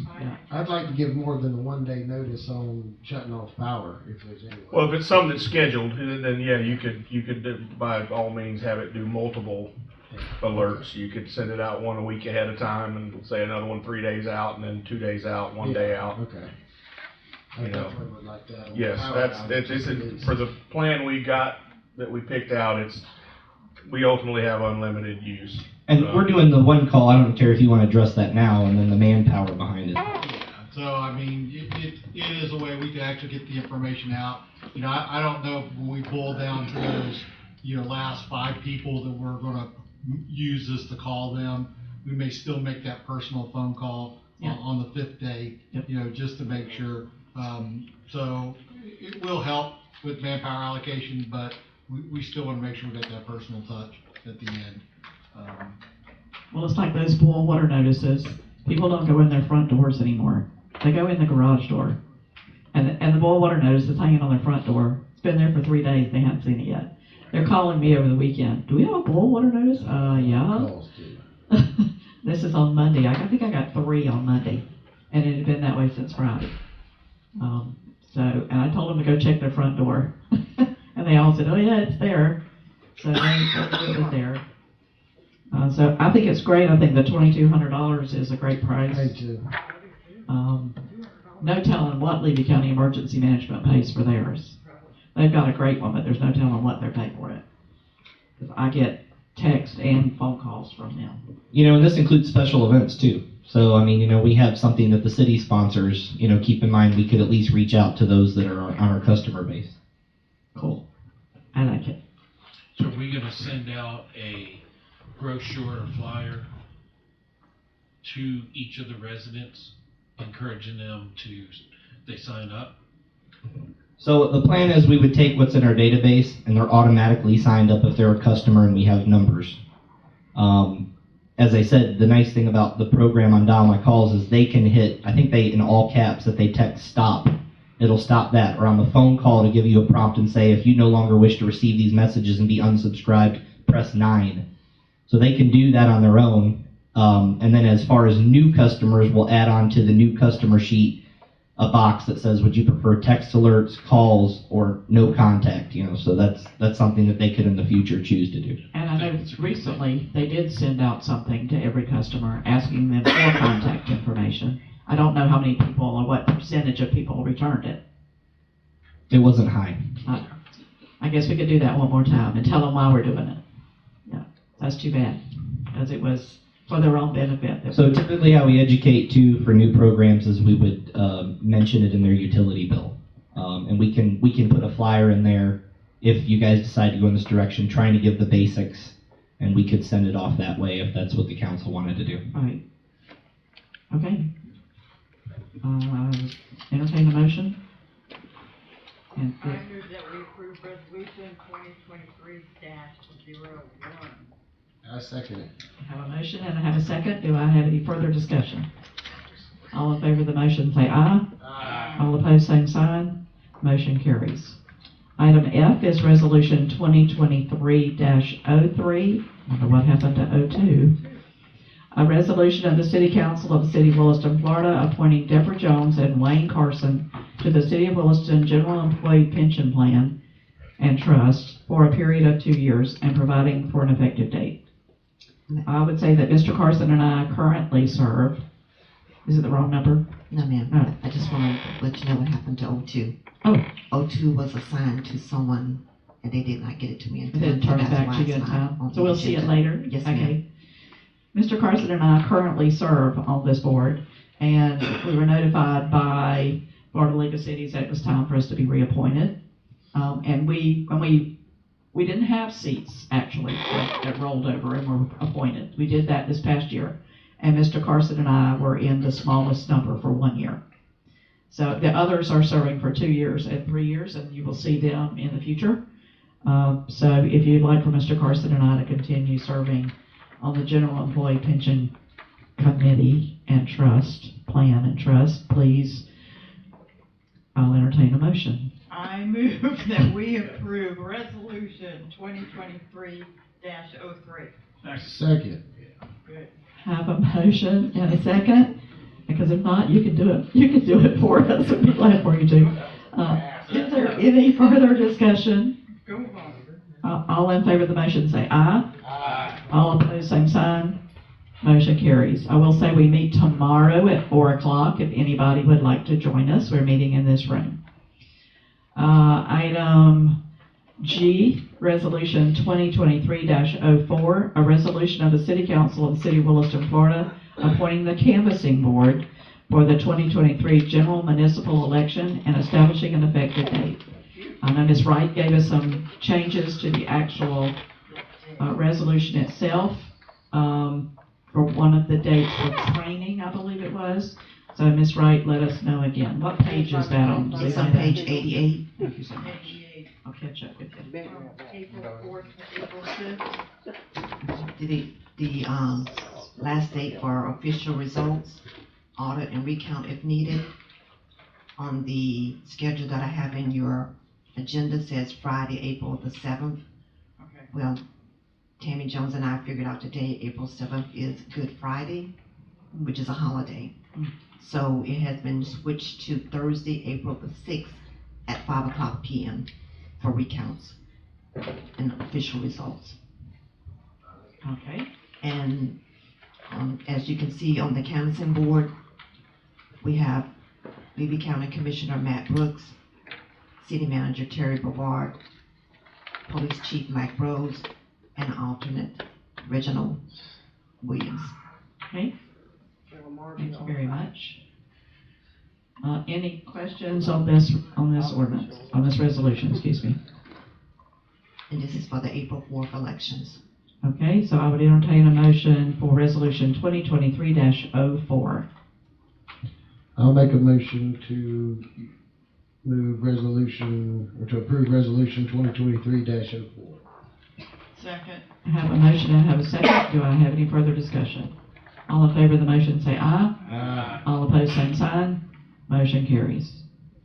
Thank you. Resolution 2023-05, a resolution of the City Council of the City of Williston, Florida, approving the land lease agreement for vacant land between Brian Hernandez and the City of Williston for property at the airport with a legal description as outlined in the attached land lease agreement known as Hard Stand Number 15, authorizing the City Council President to execute the land lease agreement and providing for an effective date.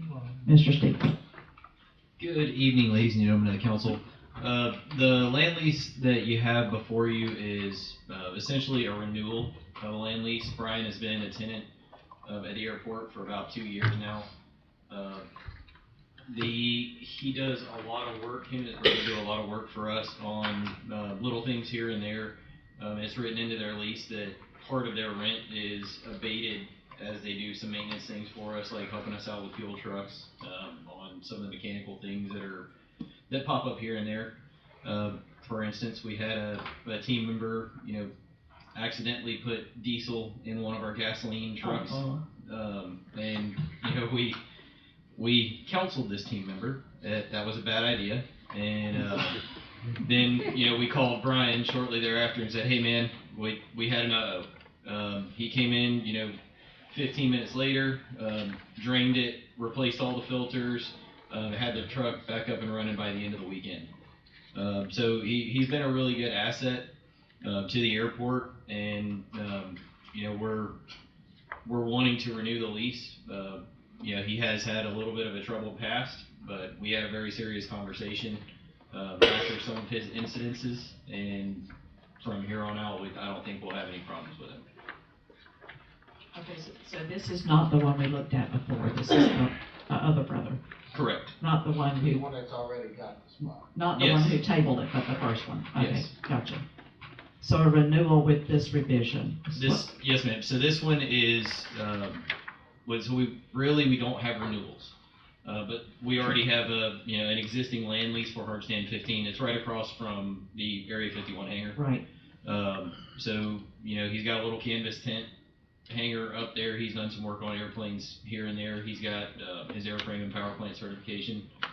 So he does some minor work on aircraft here and there, and he also does some work for us.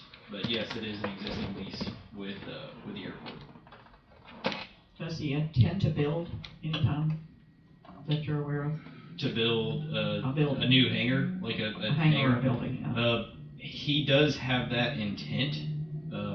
We haven't talked about a timeline, Okay. but we have talked about he does want to put an actual metal building hangar up and replace the canvas tent. Any questions for Mr. Spiegel? Just curious, is he ASE certified? ASE certified, like certified mechanic? Yeah. I don't know. That's a good question. The one thing that I would say to kind of counter that he's not an ASE certified mechanic is that our vehicles don't leave the airfield. So like our fuel trucks, they're not insured to leave the airfield. They don't leave the airfield. They're not emergency service vehicles or anything like that. So he's a pretty good mechanic.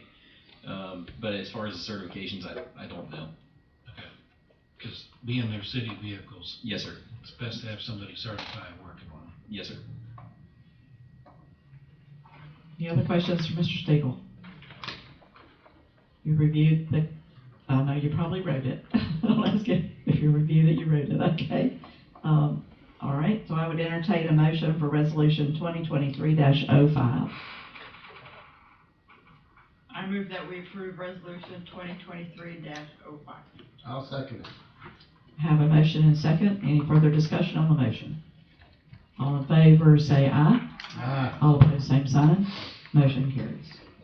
Thank you. The next item is resolution 2023-06, a resolution of the City Council of the City of Williston, Florida, approving the land lease agreement for vacant land between AMP2 LLC and the City of Williston for property at the airport with a legal description as outlined in the attached land lease agreement, authorizing the City Council President to execute the land lease agreement and providing for an effective date. Mr. Stiegel. Yes, ma'am. would like to make one minor alteration to the resolution if we can. The tenant actually told me earlier today that after reviewing the lease, it needs to be under Megawatts Holding LLC instead of AMP2, which is both of them are essentially the same company, but they're just different parts of a different cogs on a wheel. But it's the same owner. Who is the owner? The owner's name is Toby Eckenhart.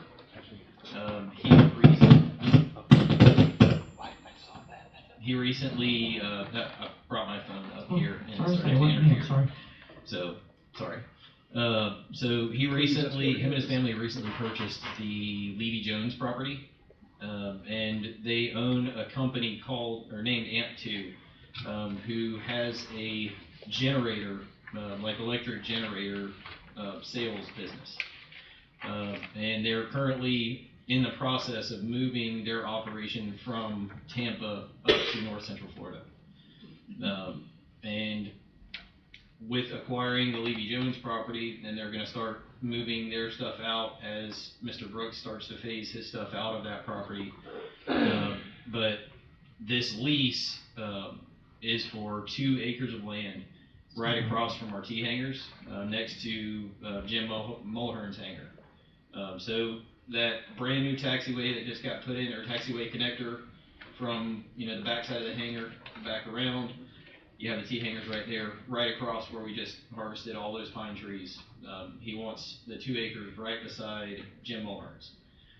His intent is to build 2 100 by 100 hangars, which are fairly large hangars. They're about the size of our new hangar. And hangar his corporate aircraft, which currently he has 2 aircraft, and he's looking for a third. So he's going to hangar his corporate aircraft in one and wants to find some people around the area and sublet the other to try to make some of his money back. So with that, it raises another question. Yep.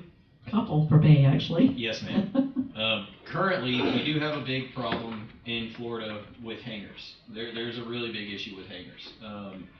We have a 50-person waiting list on our T-hangars. 50 people that are on a list waiting for the next available T-hanger. Dunellen has, I think Dunellen last time I checked was 45, and they just built T-hangars. And just about everybody in the area has a really big hangar problem. So something that we would like to have looked at in the future with some of these leases, and possibly in addition to this lease, is something giving us the ability to approve or deny them the right to sublet. And it is something that we factored into a lot of the T-hanger language, was giving us the option to say, yes, you can do this, or no, you cannot. And as it stands right now, I believe it says no subletting. That's what it says. So that was one of the questions that I wanted to point out, or one of the things I wanted to point out to the council, as far as what the council wanted to see with that. I know some of the concerns would be, let's look 10 years down the road after the hangar situation has, caught up. And then, are we possibly losing business as a result of this? And Kelly and I have talked about that, and we're aware of it, which is why we would like to have the option to say no, as opposed to just outright saying no. But if that's not the council's will or wishes, then that's fine too. It is what it is.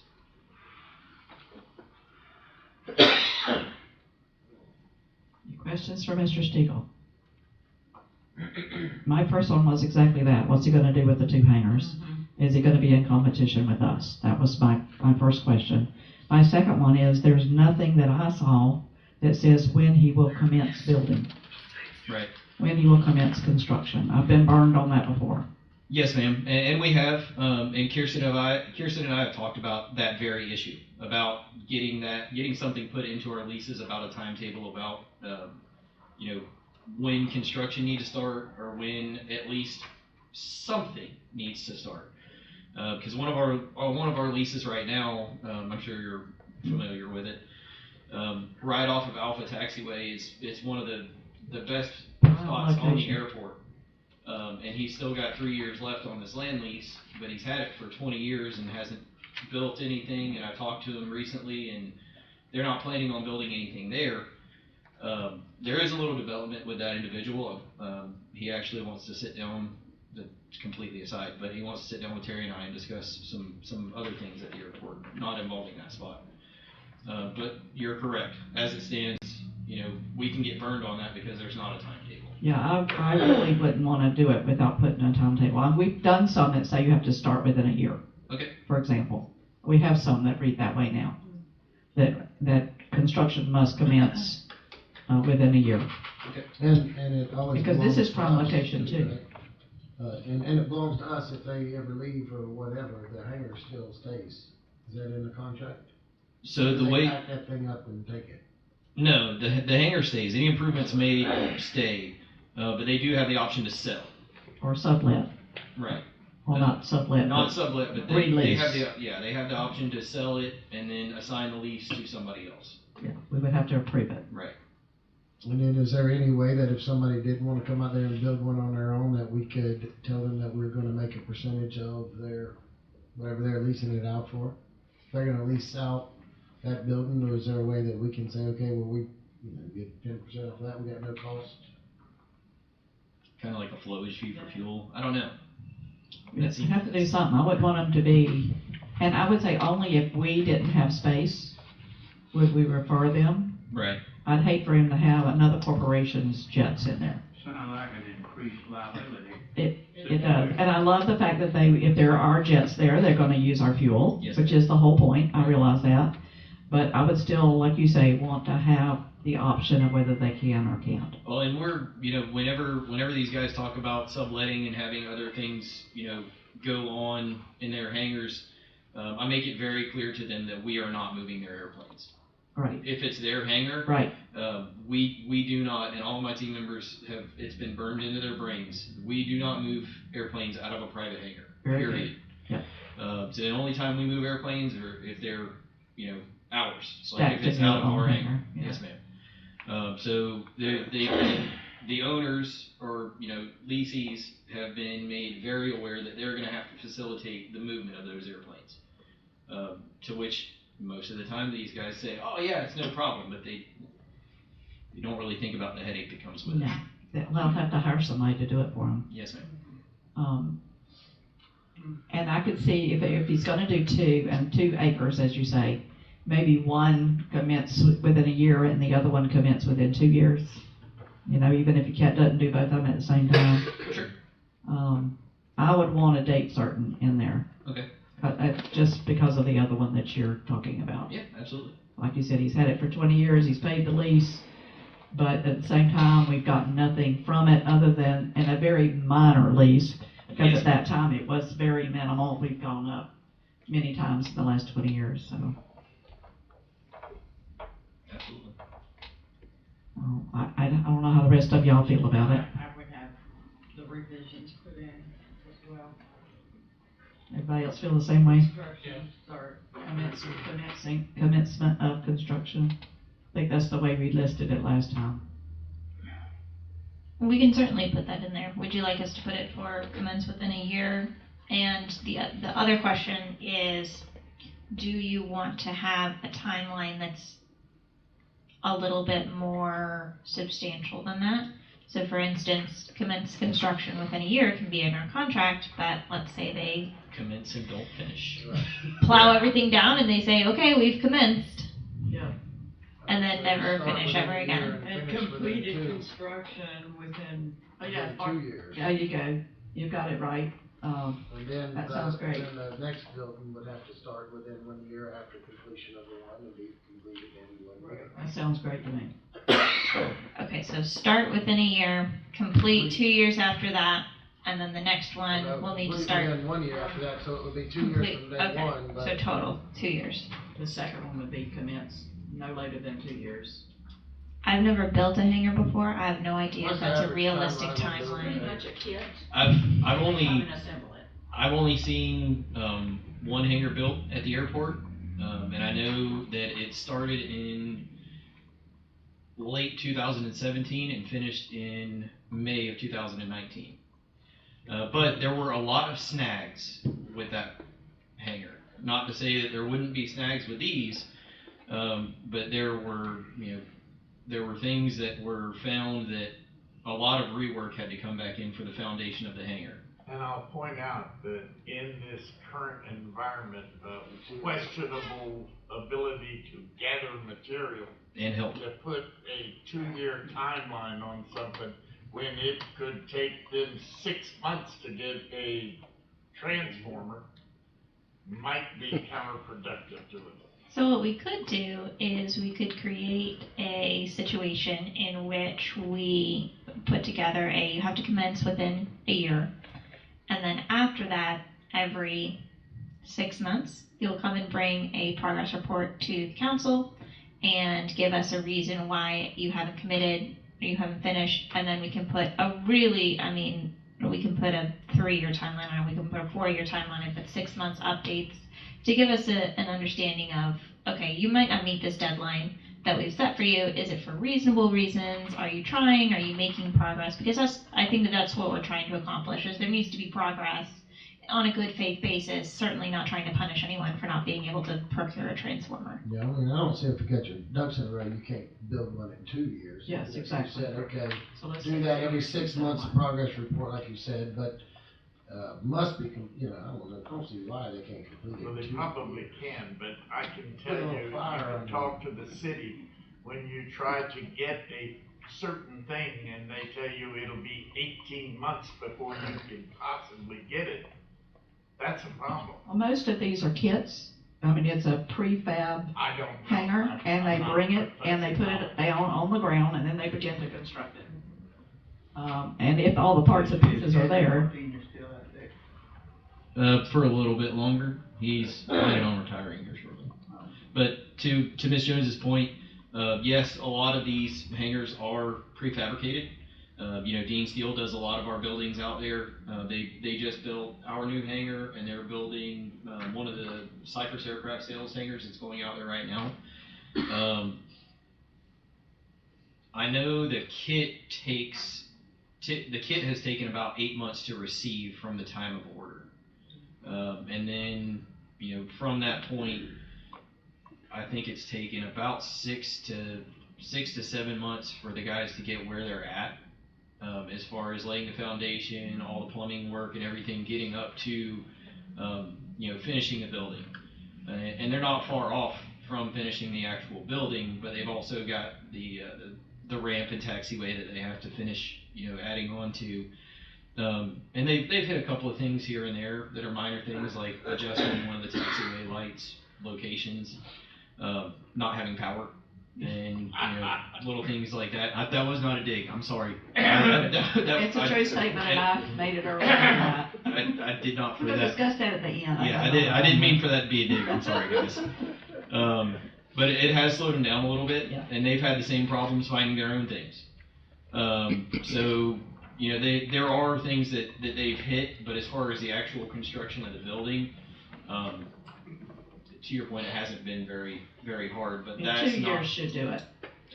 So what we could do is we could put 2 years, and then we can, we could say that they can come back if they, If there's a reason. if there's a reason that they can't complete it, they can come back and we'll give them an extension for a good faith reason. Yes, because things happen.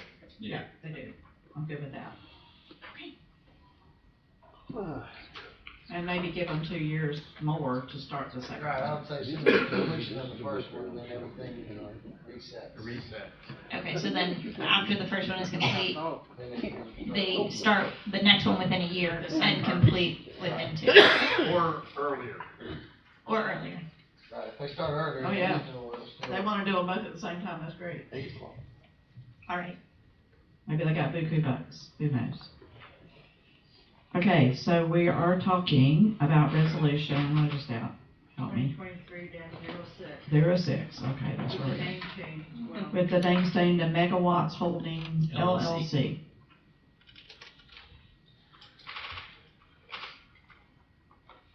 Any other discussion? Not, will entertain a motion for 2023-06 as amended. I move that we approve resolution 2023-06 as amended. I'll second it. And I would just say, I have a motion, we have a second. I don't think we need to see it again. We trust the language. Do we trust Kirsten? Of course we do. Well, that would have been a question for a long time ago. Hey, we trusted you the very first time when you said right out there. All right, any further discussion on the motion? All in favor say aye. Aye. All opposed, same sign. Motion carries. Thank you, ladies and gentlemen. Thank you, sir. Item J, discussion with possible action, public workshop for annual utility rate adjustments, electric, gas, water, sewer, stormwater. Public Works Supervisor Donald Barber. Mr. Barber. So we discussed last year as we were doing the workshop and talking about utility rates that hadn't changed in 10, 12, and 15 years. And so kind of the thought process is here is that council asks staff to go and analyze our budgets, and we kind of start doing that in March and April. We have our first, kind of foray into that in June. And so this year we kind of did a budget based on what we thought could happen, and that made it complicated for everyone. We also wanted to be good stewards and know that, there could come a point where inflation comes back and utility rates and price of gas and other types of things drop, and that we need to be fair in our rates. So this could be an increase, this could be maintaining. I kind of look at it as the millage rate discussion that you guys have every year that unfortunately you can't have until that very end. And so we're just trying to be, active on making sure that we kind of establish a new habit of annually looking at where our rates are. This could be anywhere from just rates, but it could also be fee structures. If the price of water meter boxes go up as they have, they used to be $125 in. Now we're over $500 just in the cost of the box and the meter, and our fee is still $500. So we're losing money. That's not including the install, the equipment, the tapping machine, all of those things. So with the changes in the market, we just wanted to make sure that we could establish a time of the year where we just get used to just analyzing this stuff. Staff would come and say, here's a workshop, here's a chance for the community to give some input. Also the level of service. And maybe if we go into recession, maybe we need to make some cuts on our service levels. Whatever council wanted to move in the direction, we wanted to make sure we had an annual time to appropriately look at that. So water and sewer rates, we're having a study done right now that should be done in time for a workshop in February, if that's what you decide to do, to address those. Those rates haven't changed, the fees haven't changed in almost 15 years. Electric, FMPA presented in the workshop with Steve and our finance director, that 5-year picture. Council wanted to stick with the 8.9 for the citizens, not to hit them, but we're up now this year to the 1.2 that we didn't include for that fiscal year. So there's some discussions to be had on that, and so we're just asking that if you guys could look at the calendar, and if you guys think that that's a sound plan, that we maybe do that in February and make it kind of just the thing that we do from this point forward to avoid those long spans of time. I also have Walt Nickel here from Wright Pierce. They've done our master plans, and he's got cost analysis. We talked about this during the capacity fee discussions on some of those improvements that are going to have to be done and some of the costs, and he actually has some figures if you guys want to go into that part of it to justify why we should really continually look at this on an annual basis. Let's have your feelings. I think a public workshop is a great idea, rather than hitting the public like we've had to do. Absolutely, yeah. Yeah. Gotta have them a chance to talk. It's like a surprise, attack. If we prepare the public, I think it's a good idea. And like Donald said, either raise it, lower it, or maintain it. So you want to do it in February every year? That kind of a policy you want to set? And if so, when do you want to do it? Our meetings would be the 7th and the 21st. Do it before before a meeting, one of our meetings. Again, if you do it before a meeting, you only have to come twice and not 3 times. Exactly.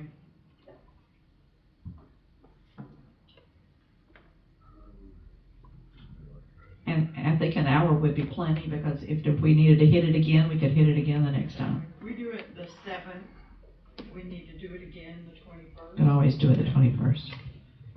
Everybody okay with Is that that? good, Donald? So the studies won't come back from Florida Rural Water probably until the beginning to middle of February. So if we could do the second meeting, it would probably be preferable for the data. So do the 21st instead. Yes, ma'am. Everybody okay with that? I won't be here. Won't be here on the 21st. You want us to wait? Want us to wait till the first meeting in March? I mean, we can. Then just let us know. March 7th, what does March 7th look like for everybody? That's even better for time. So. Okay, March 7th. It's your anniversary. You definitely. It's okay, you have a council meeting that night anyway. Wow. That makes you a bigger. Wow. Dedication. Wow. All right, so what are we gonna call it? We're gonna call it. Might be your last one. Utility workshop. On the 7th? Uh-huh. At 5 o'clock. All right, it's there. Everybody Penciled in. penciled in, that's right. Rock and roll. Next. Ms. Latricia will remind us. Way before we get there. Okay, thank you, Mr. Barber. Anything else? No, ma'am. No, okay. Thank you for being here, Mr. Dingle. I don't think we're gonna go into it tonight after the. Yes, sir. Okay, discussion with possible action, make all city parks tobacco-free. All right, I put this on the agenda. I had a visit from SWAT members. SWAT is the students, help me, Students Working Against Tobacco. They are part of the Levy County Prevention Coalition. They gave me pictures. I told them they could come and see you. I thought it would be more impactful if they did, and I could still request that if you would like it.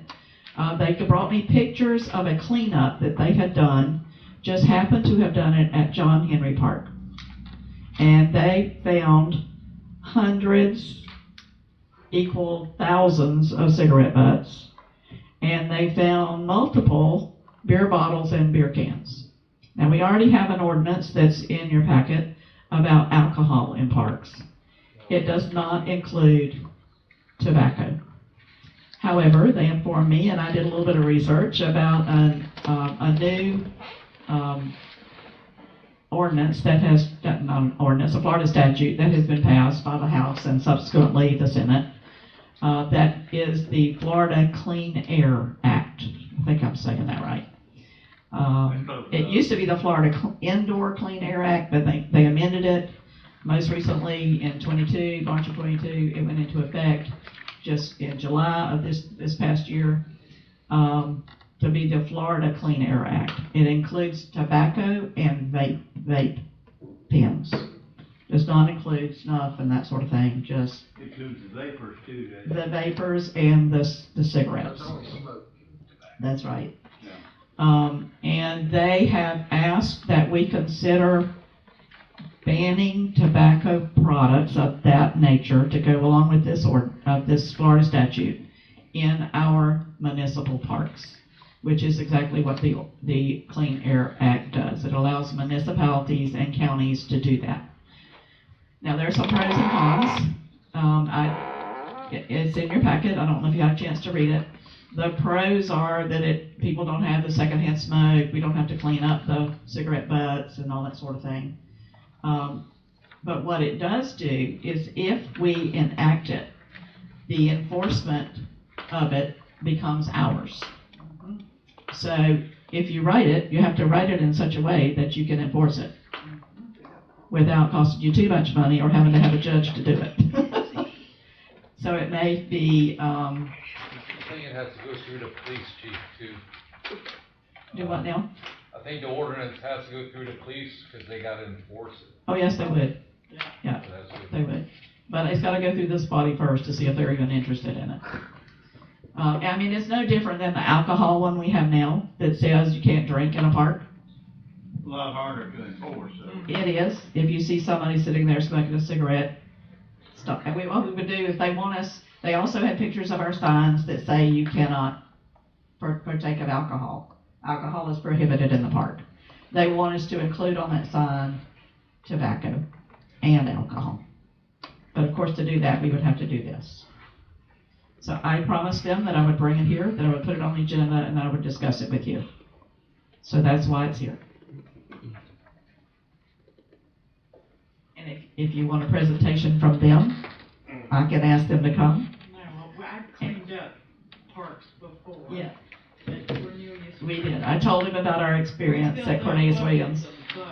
And mostly out there, we found beer bottles and beer cans. Modelo is the choice beer. Yeah. What is? Modelo. Yeah. What's that? A beer. It happens a lot. It's a gold beer in a bottle. It happens a lot on Sundays. Yeah, and I don't know, if they have multiple pictures, like I said, I can bring you the pictures. But I first want to know what you're interested in, if you're interested at all. I told them, like I said, I would bring it here and I would let them know what the. I'm split. I mean, I hate littering in the parks, and I'm not a cigarette smoker, but I also hate feeling like big government just keep pulling from people. Somebody wants to take a walk in the park and smoke a cigarette, and they're I'd in rather a lot of air. police to be Yeah, I mean, somewhere else to enforcing me, something else. to me, it's just taking more and more from people, and They if you wanna wanna walk slow out there and it, smoke a cigarette, that's a good spot to do it, where you're away from a neighborhood. With your children. Yeah. Well, if the children are swinging on the swing and you're sitting on the bench over there, I mean. If they're smokers, they smoke with their children anyway. Yeah. In the car. In the car. Yeah. It smelled like a cigarette. At when home. you get out of the car. Yeah. Has anybody considered that maybe it would be good to let these young people exercise their civic responsibility by coming before us and presenting I it asked to them us? to. Did they say no? No, they didn't say no. Okay. I told them I would find out if you were interested in hearing. Okay, because I asked them to also. and They I- told me they had talked with you as well. Yes, and my position here is not pro or con, but young people involved Taking the in process. public policy, good thing. So at least, let's hear them. It's your choice, but that's what I would suggest to you. At least give these young people an opportunity to begin to get involved in public policy. I can tell you, I heard them, and it's hard to tell them no. Great. It really is. It really is. It's hard to tell them no. It really is. Mr. Robinson, I see your hand. How are you going to enforce this, other than just signs? I probably would just do the signs, and I wouldn't do anything unless there was a complaint. Okay. I'm not expecting policemen to go out there and. Have you had any complaints from anyone These about children. this situation? All the children who are inhaling it, Other than the and the children. people that Other are than having the to children. pick up the cigarette butts and clean up. If it's not an ordinance, you can't enforce it anyways. Yeah, so You my can put a question, It's more the point of the thing. It's kind of like the alcohol, where you don't watch for alcohol in the parks. You just expect it not to be there. and it's hard, because everybody uses solo cups. I'm sure. Solo cups. The point here is you can't make everybody obey the law, but that's not a good reason not to have a law. I know that our chief of police would like nothing better than to find someone drinking a beer with a cigarette in the park and put him in incarceration for as long as he possibly could. But I don't expect that to happen. And I don't think, however it's written, and we could go to it in here, where it's written about no alcohol in the park, whatever that penalty is or that enforcement, it would just be the same. Yes. It would just be the same. It would just be It's written a the message. same. It's a message, that's right. And it's something that we're trying to do for these politically active children who are trying to make their world better. Yes, I see Mr. Robinson again first. How are you going to enforce Cornelius Williams Park? Oh, good. That's, If they happen out there and they see somebody doing it, the police can't do that, that's the county. That's county. they do, when it comes to alcohol, they would definitely tell somebody not to do it. They can tell somebody, but if Yeah, we you're tell going. are you Well, it's going the to same issue a ticket? as what I said, it was whatever it's written, the exact verbiage, and we can actually find it in here if we have to. Where's the penalty part, Ms. Patricia? And I see Albert's hand next over here. Have anything you wanna add? Yes, just a couple of things. One is that the young people may have more information than you all are working with right now. Their pictures were worth 1,000 words, I can tell you. Not just pictures, but they probably have statistics or information. They also may have information about how it's enforced in other areas, and that may be something that that you want to consider. But the main thing is a better informed council can make a better informed decision. I agree. I saw another hand. Chief Rolls. Did you have your hand up again? No, I'm going. Mr. Cox. When I marshaled the TPC Sawgrass and they put smoking ban into effect, they had designated areas that people, basically they were kind of like out of the way, not in the mainstream of things. That would be, to me, the only thing that you could do. But like Mr. Fuller said, let's have them come in and do a presentation. Like I said, they're hard to say no to. Chief Rolls. I don't mean this in no bad way, but don't we have park rangers? We do have park rangers. It's just attack after attack tonight. we do have park rangers. We could give them that authority. Sometime tonight. They're busy building sidewalks. Yes, they are. And post and bollard. That was a good one. That's good, Paul. I can provide some history on that. The previous chief made sure they had no authority. Well, I'll give them authority for cigarettes. The only concern that I had, and I'm just gonna chime in here, chief, is because if you make it illegal, a police officer is not gonna be able to ignore it. No, absolutely not. He's not gonna be able to what? Ignore it. Oh. So, no, well, it's just like the alcohol. It's kind of the open container law. You can't do an open container, which is what they're already doing, and they can't be in a park. It's kind of twofold. It's hard to find alcohol, but it's easy to find smoke. You're gonna see smoke going up. You can't see somebody pouring a can of beer in a cup.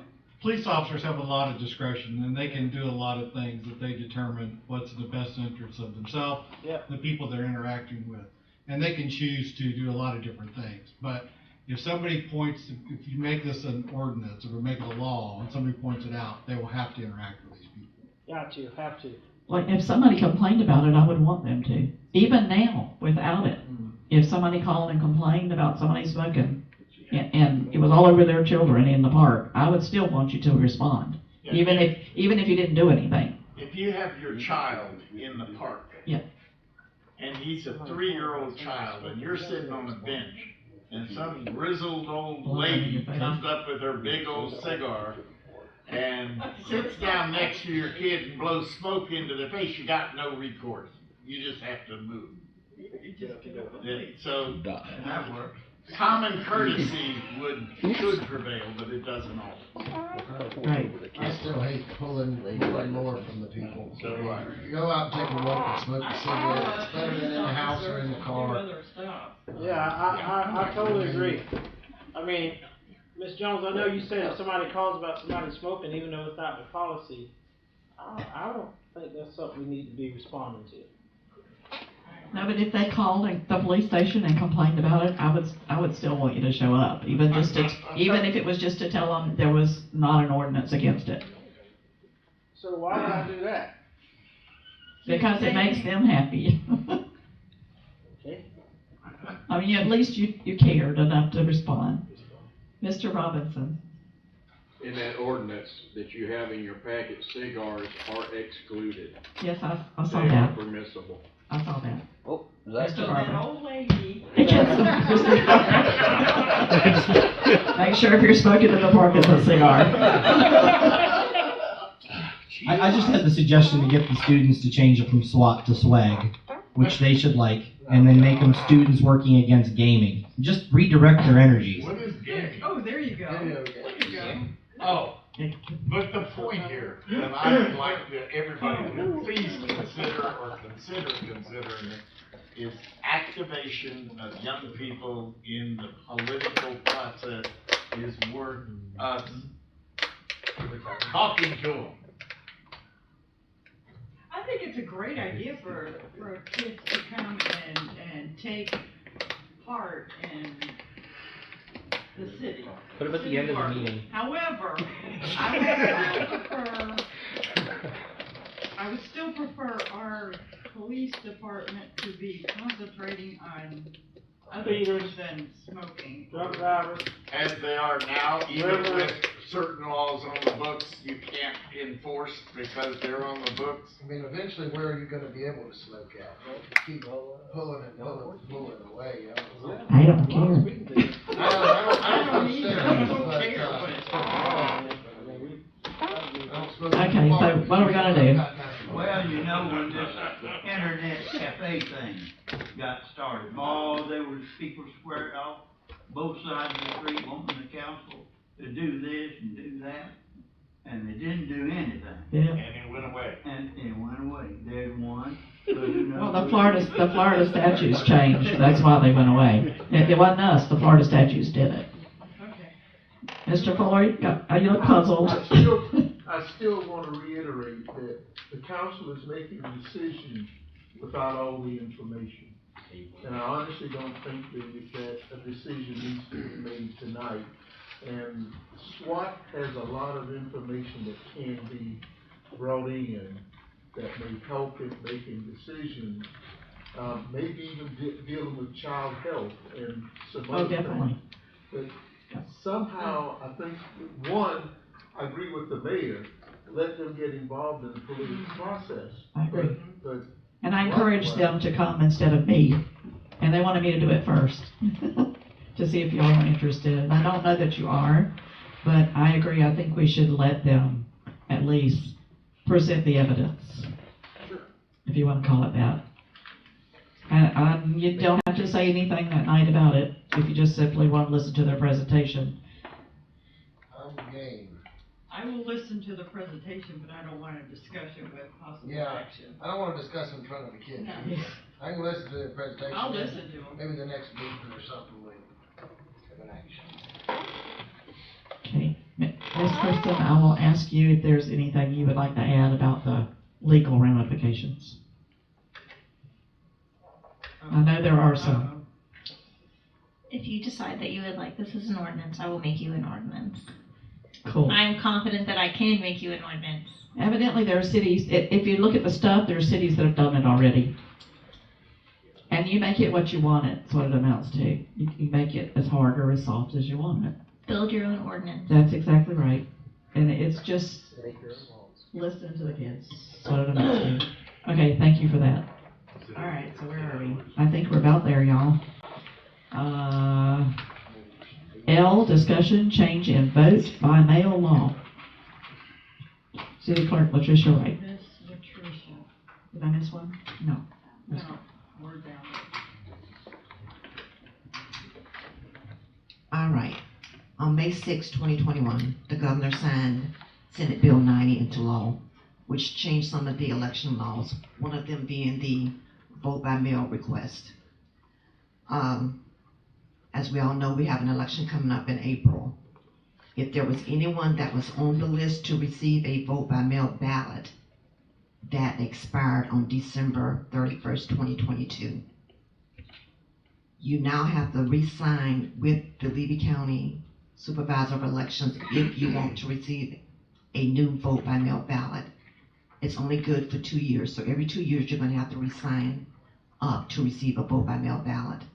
So far, she told me I do not have any. So I just wanted the council to be informed of the new law that went into effect, so that if they receive any calls from people saying, hey, I didn't get my vote by mail ballot, what's going on? That's the reason why. And if they do that, it'll be too late by then. It's every 2 years. Every 2 years. That's not something new, is it? I think it used to be 4. It used to be 4. Yeah. And as okay. long as you It continue was- to do it, was a- Yeah. There was a set time that you had to redo it. and as long as you did it, it re-upped it for you. Now you have to re-sign up Yes. every 2 years. Every 2 years. So I wanted the council to be aware if anyone received a call and says, the city clerk did not send me a ballot. That is the reason why, because now they have to. And my question to Latricia is Ms. Jones, as the supervisor of elections for Levy County, going to inform the citizens of that? At that meeting, she informed us that she had not thought about it, but I think she is gonna put something out there in the Levy Chronicles or whatever they're called now. Yeah, I think she needs to inform people they need to sign up. Because if not, they won't know it. That's her job. And all those 400 and some odd people that we had that received, I don't know if you know, we had that, 400 and some odd people who received a mail-in ballot. They won't receive one unless they sign up again. Because they all expired December 31st. Yes, ma'am, everybody expired. So, you can call me and I can send you a form to fill out to request a vote by mail ballot. But I highly recommend that you go through Tammy Jones, because that way not only will you receive a ballot for the city elections, also for the general elections as well. Okay, we just wanted to make sure y'all knew that and that you could tell your constituents or anybody else that needed to hear it. Okay, we are to item number 6, which is the second opportunity for public participation. If anybody has anything they would like to add to this agenda that is not currently on the agenda. Nobody online? Miss Jackie, we'd love to hear from you. Come on. I think he was pointing at you. You, Zach. Oh, go ahead. Happy New Year, everyone. Happy New Year. Happy New Year. Okay, I Talk just real wanted close to, to that microphone, Miss. Yep. Pull it down, talk to Pull it. it Come down on, so don't we be can hear afraid. you. I'm good. No, we're not. Come on. I just wanted to thank everyone for your support with the movie night. December, we had our 3rd annual movie night, Frozen. So thanks for the support. I don't want to name people because we had support coming from everywhere, from donors of toys, funds. I just want to say thank you for that support, and to Mayor Goodman and his wife, who stepped in and was truly Santa's helpers. He played his role. The beard came in just in time. So we look forward to having our next movie night, hopefully in our improved park that's coming up in 2023. So again, thank you everyone. I know it was a great time. The movie was Frozen and it worked out great. So thank you everyone. And Madam President, to Ms. Evans, I want to apologize that I wasn't able to fulfill my part due to unseen things that came up that day. So I just want to let you know. I think we were all on the same boat with that. We were. We all had some commitment we had to go to that was at the same time. I think I was wherever Latricia was, I think I was there too. That's it. It was the city's Christmas party is what it was. Yeah. It worked out there. Yeah, or we would have been there too. Okay, anything else from anyone? Mr. Ross? I just wanted to thank everybody that I've worked with over the years on the council. It's been a real pleasure, and all the city workers and all that have done their job. It's been a pleasure to watch all the things that have gone on in this council. Now, there have been some downs, but they've been very few. But due to physical reasons, I'm not going to try to run again for another term, but I will try to serve out my current term. So I appreciate it, and I thank you all, and a happy New Year. Thank you, Mr. Ross. We appreciate you too. Anything else for this agenda? Any Yeah, announcements? Just one thing, Mr. Stiegel brought up a point about Somebody's cell phone is too close to the mic. about I haven't moved it anytime soon. I'm just having saying dates somebody. and timelines. Can we have that with the city? Do what now? Like for timelines, for instance, the property across the street. That was the old gas station, they tore it down. Can we give them timelines on getting it developed? No, we can't do that. We own the airport. Right, Mr. Cox, I think the big difference would be that that's private land, Yeah. and the airport's publicly owned, and we would be leasing them a section of the land. So I don't know if we'd be able to enforce that. It's kind of like, When he said that, Right. it was like, look how long that's been sitting. right, Pesos on top of bill, which we probably have. Yep. Because people drive into our town, that's some of the stuff they see. I mean, it's kind of like Homestead Park. We gave him a timeline. When we reduced the penalties and things that he wanted us to adjust, we gave him a timeline. I don't know where it sits at the present moment. He's done a lot of work on it, but there's still, 5 years timeline. was it 5 years? I couldn't remember. And he's definitely getting there. He's got a booming crowd out there every time you turn around, which is wonderful. And so far, I think it's very peaceful. And nobody can say there's nothing going on in Williston anymore, because there's always something going on.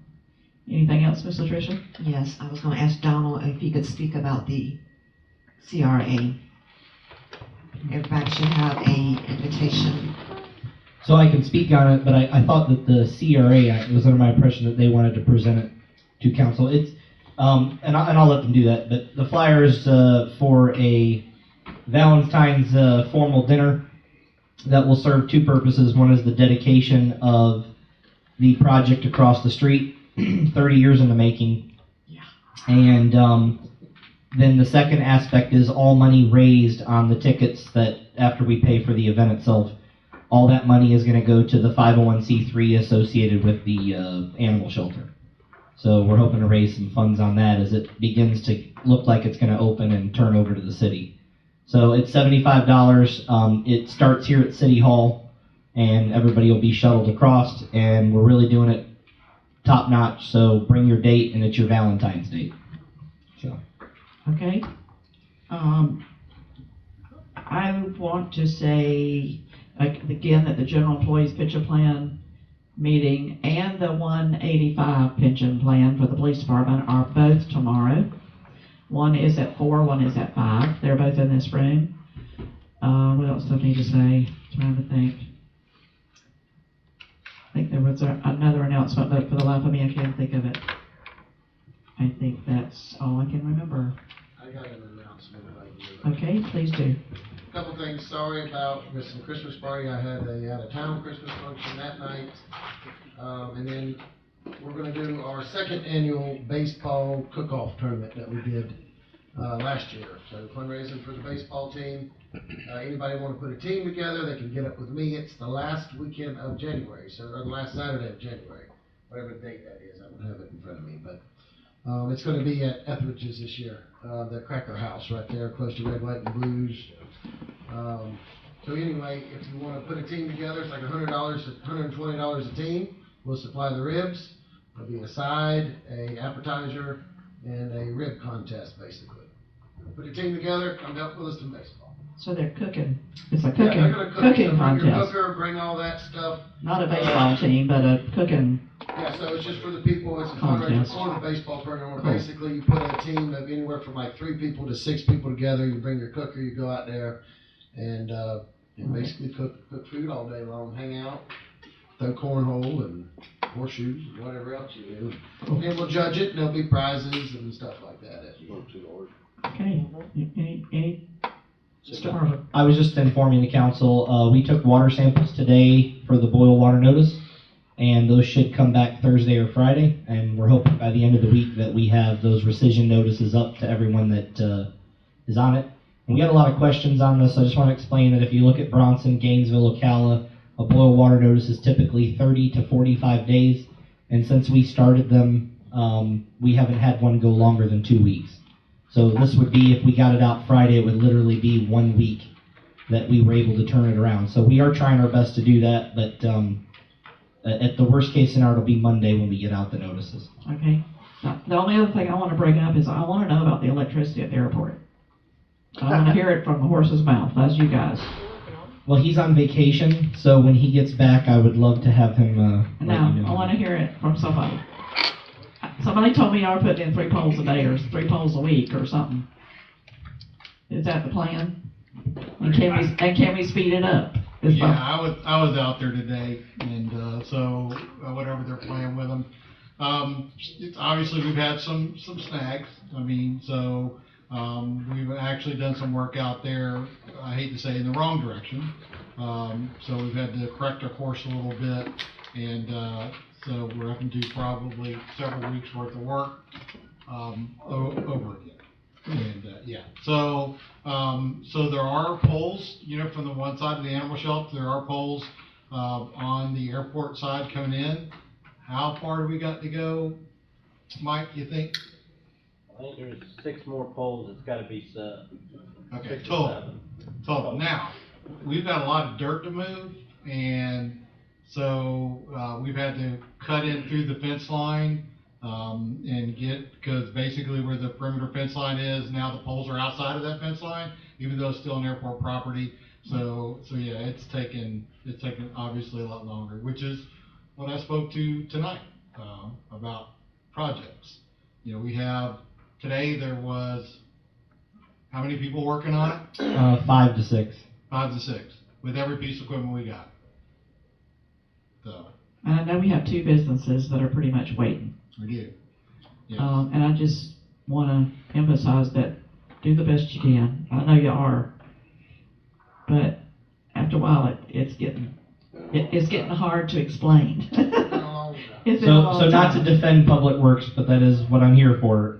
Yeah. We inherited a project that none of us currently in our positions volunteered for. And there was no project management or project planning on this, which we of course corrected. And as far as if you were to ask a date, we've committed to some people already that we've talked to that the schedule we've laid out, we're pretty confident, no, we're certain that by March 24th, everything should be online. As he said, we've come into a lot of issues. We've come into safety issues. We've come into equipment issues. We've come into equipment breaking down. You guys saw the repair for the skid steer. These are things that you can't control, but in the future, to speak to what Terry said, maintaining normal operations is our priority. So we never like to be pulled off of a project, but if it comes to just supplying people their basic needs, we have to prioritize Gotta have those. water. Correct. Gotta have electric, yeah. Okay. I just wanted an update and mostly so know what to tell people when they ask me. Okay, anybody else have any question for anyone? If not, I'll entertain a motion for adjournment. Madam President, just one thing. Yes, ma'am. You're not quick enough. I'll make it real quick. Just need you all to be thinking about a date for charter review. Don't forget, we still have to do charter review. That's We all. do need to get back on that, don't we? Yes, so just have a. I still have my notes. We don't have to. I'll make a motion that we adjourn. I have a motion and a second for adjournment. All in favor say aye. We will adjourn at 8:38. Goodness, I know it was gonna be a long one.